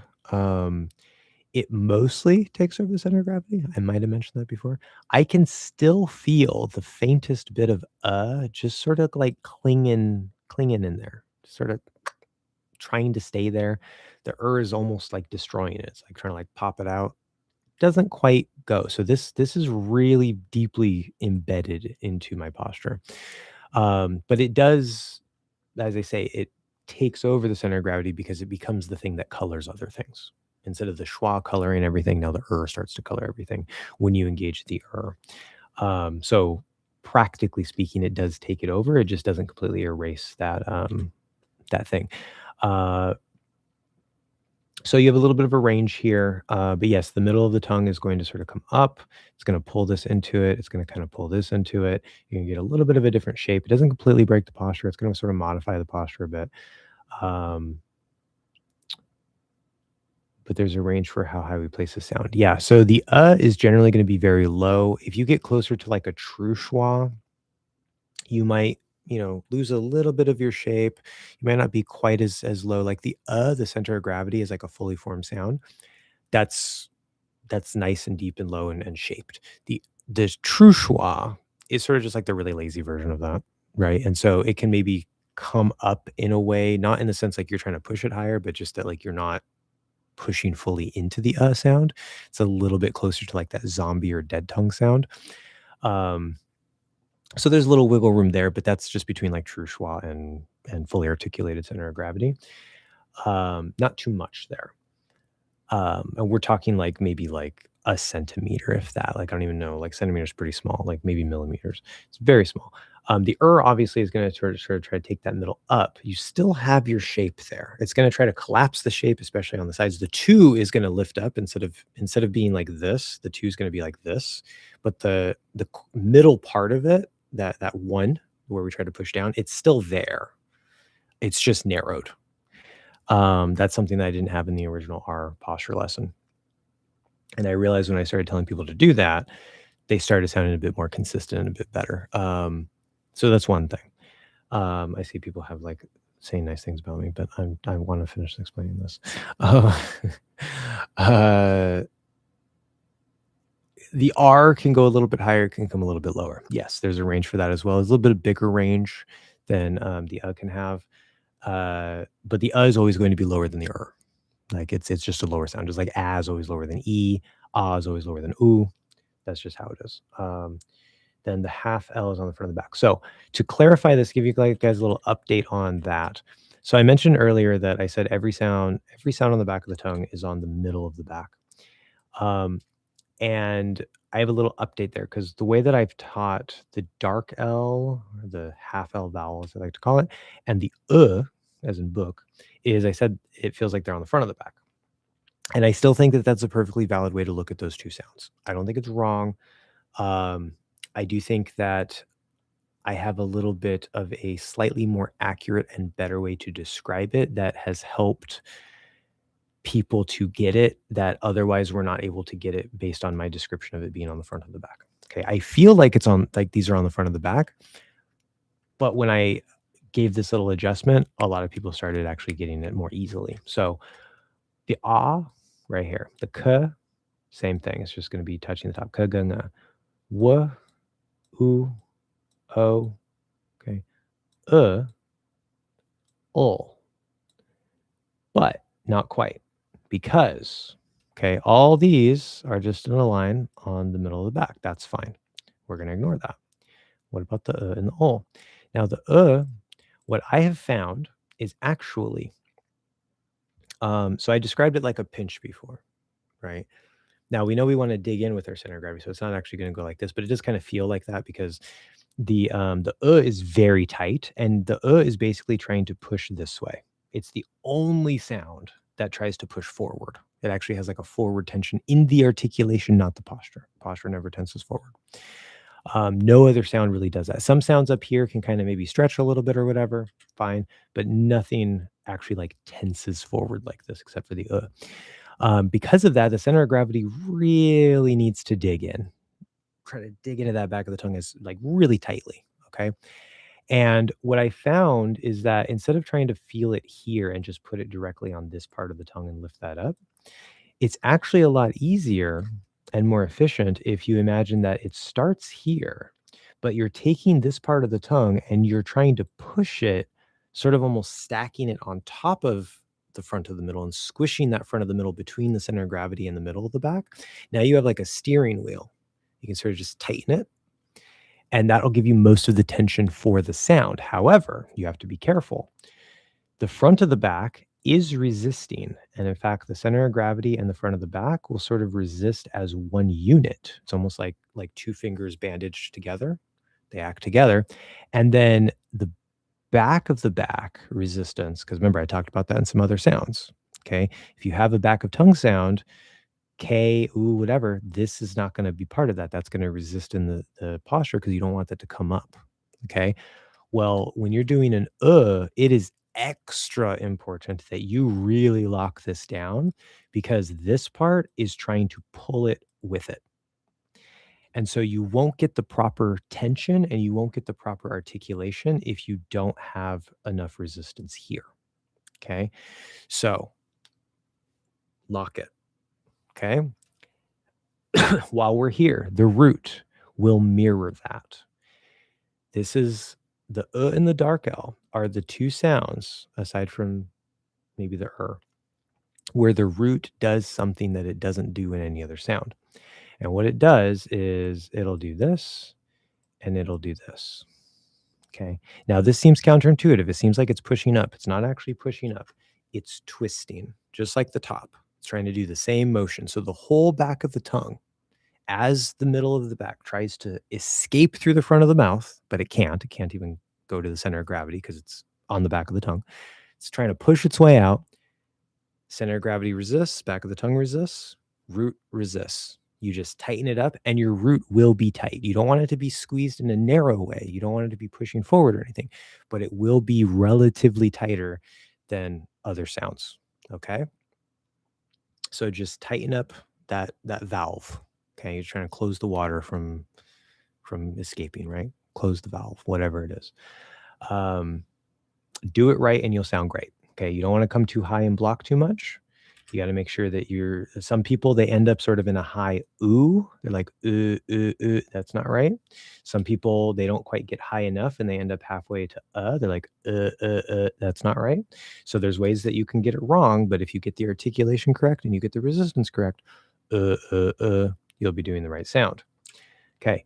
That's the the half L, the dark L, is also going to be, traditionally I said it felt like it was here, and it does feel like it's there. But because now I said, okay, well, all the other ones are on this line, and the is technically part of that line. It's just being pushed forward, but it's still using the same part of the tongue. So, okay, then is there a way we can do the dark L? And I was having a class one day and I said, you know what? Let's try this. Let's say, instead of focusing on putting it here, what we're going to do, because remember, part of the formation of the dark L is we're taking the middle of the tongue, we're squishing it back into the back of the tongue. I don't remember if I had that in my original description. I'm pretty sure I did. But it's squishing back into the back of the tongue. And then that when it gets squished like that, that sort of helps bunch it up and tighten it up. And then we get and that's a very good base description. A couple extra details though. Number one, don't just push the middle into the back. Try to push the middle through the front of the back onto the back of the back, and you'll actually get a tighter, more consistent dark L. You have to be very careful that it doesn't bunch up too much and take up all this space, because it already threatens to do that. You should still sound pretty clear. Okay, the dark L will take a little bit of clarity because of the nature of the sound. In addition, you can also dig in this way a little bit with your center of gravity instead of just squishing the middle back. Also dig in a little bit this way because again, like in the R, it's still there. It just mostly gets taken over by the dark L. So it's not like the disappears. Okay, it's technically always there. It's part of the base posture. But it's just going to dig in a little bit as you squeeze everything back. Now, this is also resisting. I guess it doesn't have to resist very much because it's being squished, but this part now is going to do something that it doesn't do in any other sound. It's going to do this. This is the only time, and only on this part of the tongue. You can't do it like, in the front or in your 8. You can't squeeze this forward, anything like that. Just the back of the back. Why? Because the front is trying to do this. And so the back of the tongue needs to still stay out of the way of the throat, enough anyway. So from your 0 position, it's going to try to push that back, and it's going to bunch up and maybe take up some space. But you then need to resist that to make sure that it doesn't get pushed all the way back. Okay. So only time you can do that. What does the root do? Sorry.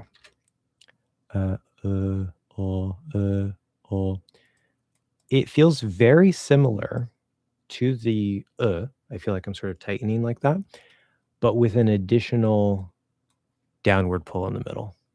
It's actually like a combination of the and the regular back of tongue resistance. If you get all those pieces in place, squeeze everything just right, you should have a good dark L. Okay. Now, I never made the lesson for the L sounds in terms of posture, so you guys got a little sneak peek of the dark L there.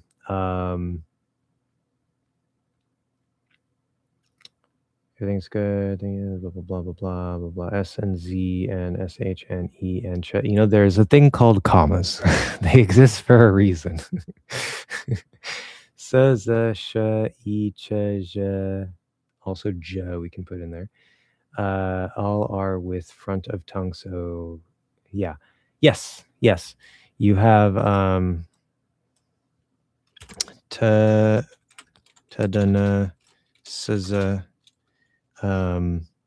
shaja, thada,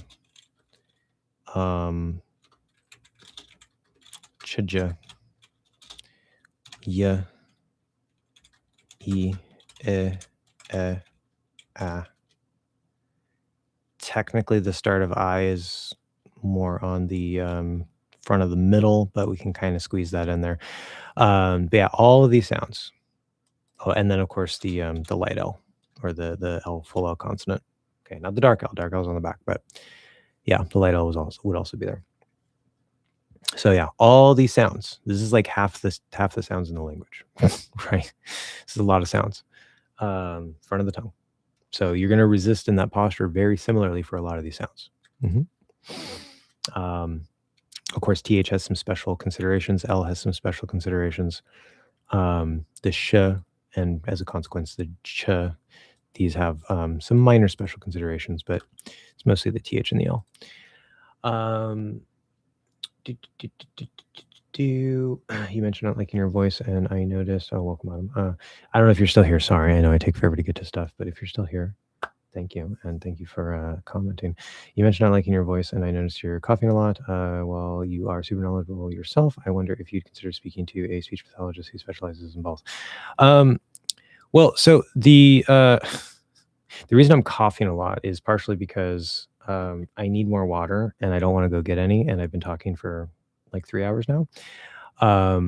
But also because I was sick from the 18th until like the 28th, 29th, so like a week and a half-ish. And I still have a lingering cough from it. That's part of the reason. I also sometimes, when my anxiety gets out of whack, which is usually a calcium deficiency because I don't pay enough attention to my nutrition, but when my anxiety gets out of whack, I will get like nodules in my throat, and I'll get like a little bit like an anxiety cough. I was dealing with that at the start of last year. Didn't know that's what it was at the time, but doctor figured that out. So that could also be part of it. It is pretty stressful, living in the fascist states of America, but here we are. And the main reason I hate my voice is because I sound like a man. And that is not what I identify with. Just saying. So yeah, my face, my voice, especially my voice. I feel like on a good day, my face could maybe like get by if I had the right makeup on or something, but my voice is obviously a dead giveaway.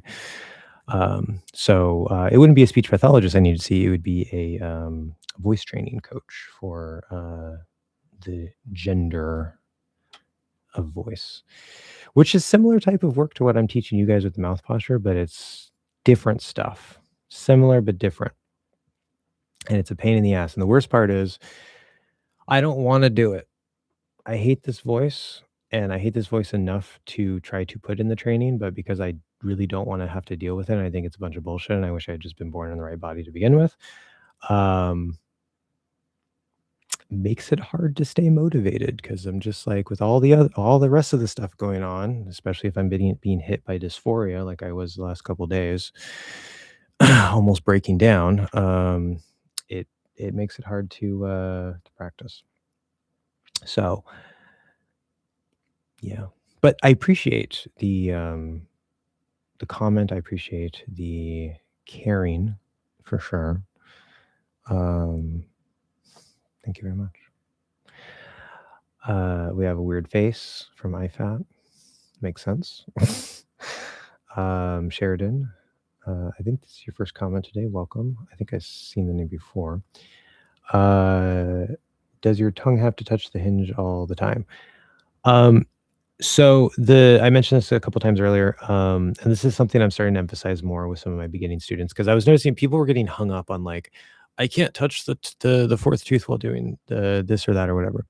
Okay, if your posture is correct and your sounds are correct, you will happen to be touching the fourth tooth in most sounds, especially the high front sounds, consonants or vowels. Um,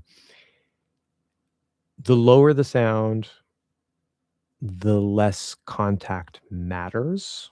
So the itself can kind of detach. So this is like the corner of the fourth tooth.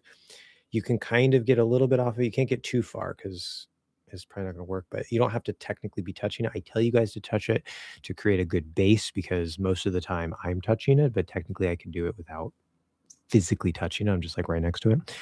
Um, the ah, obviously, we're opening the jaw more. The ah, we're opening the jaw more. You're not going to keep contact with the tooth.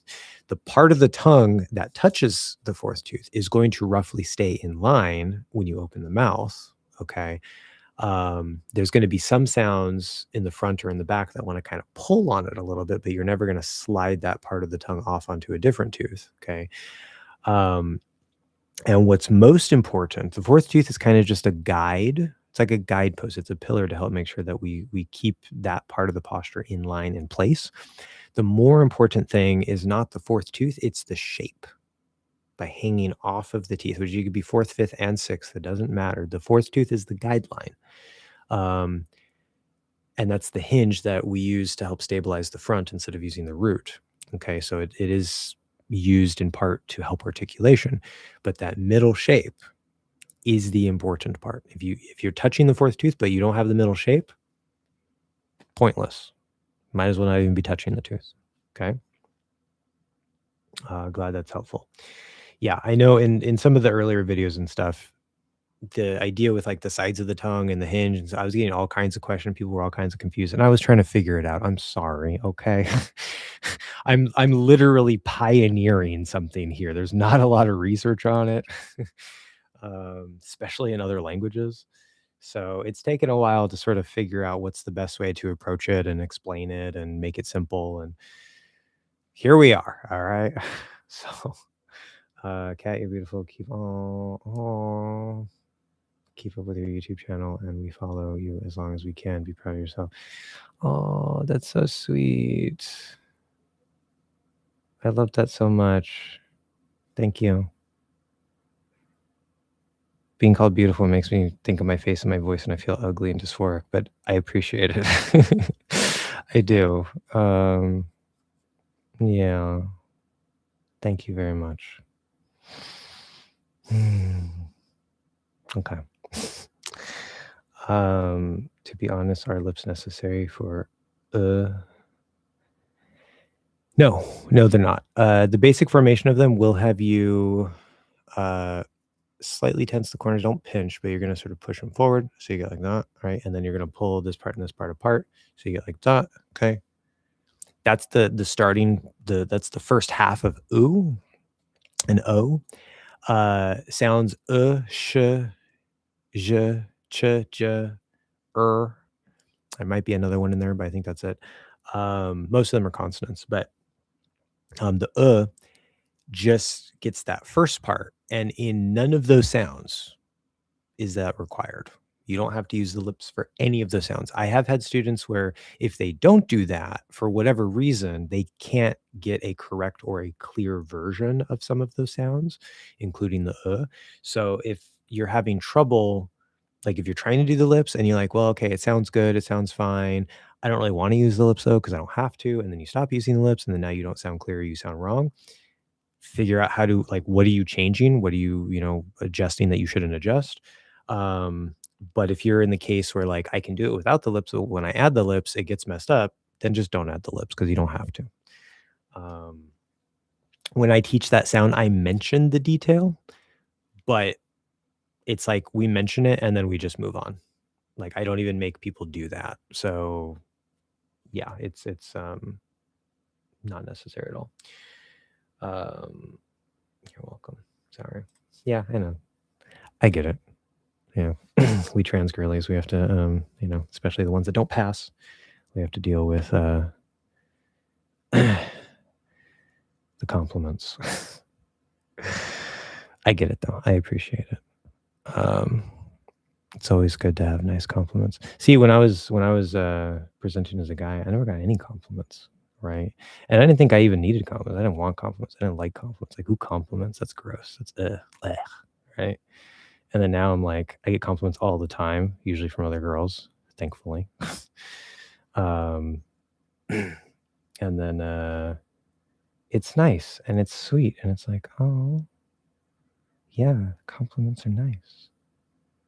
And then I like flowers now too. Yeah.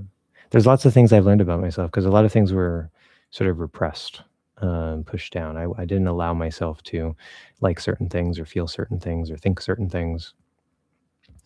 And I'm pretty much over that at this point, you know?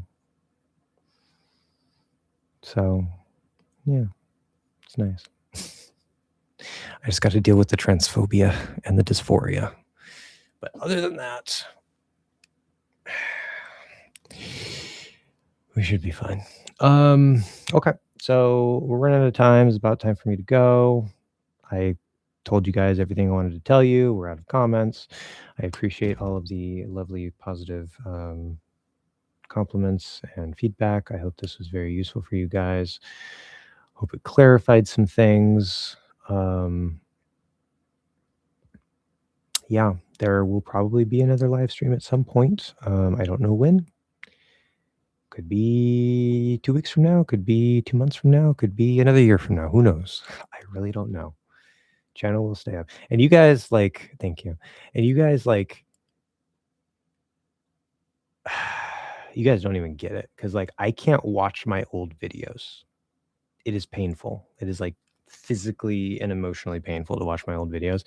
And I would totally tear the entire channel down just so that that version of me wasn't on the internet.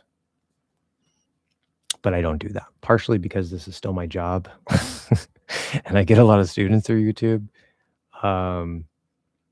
But of course, like, you know, I want to help you guys out and stuff. And so as much as I would like to tear it down, I have no plans to do so because some people have asked me about that. Don't worry about it. I have no plans for that.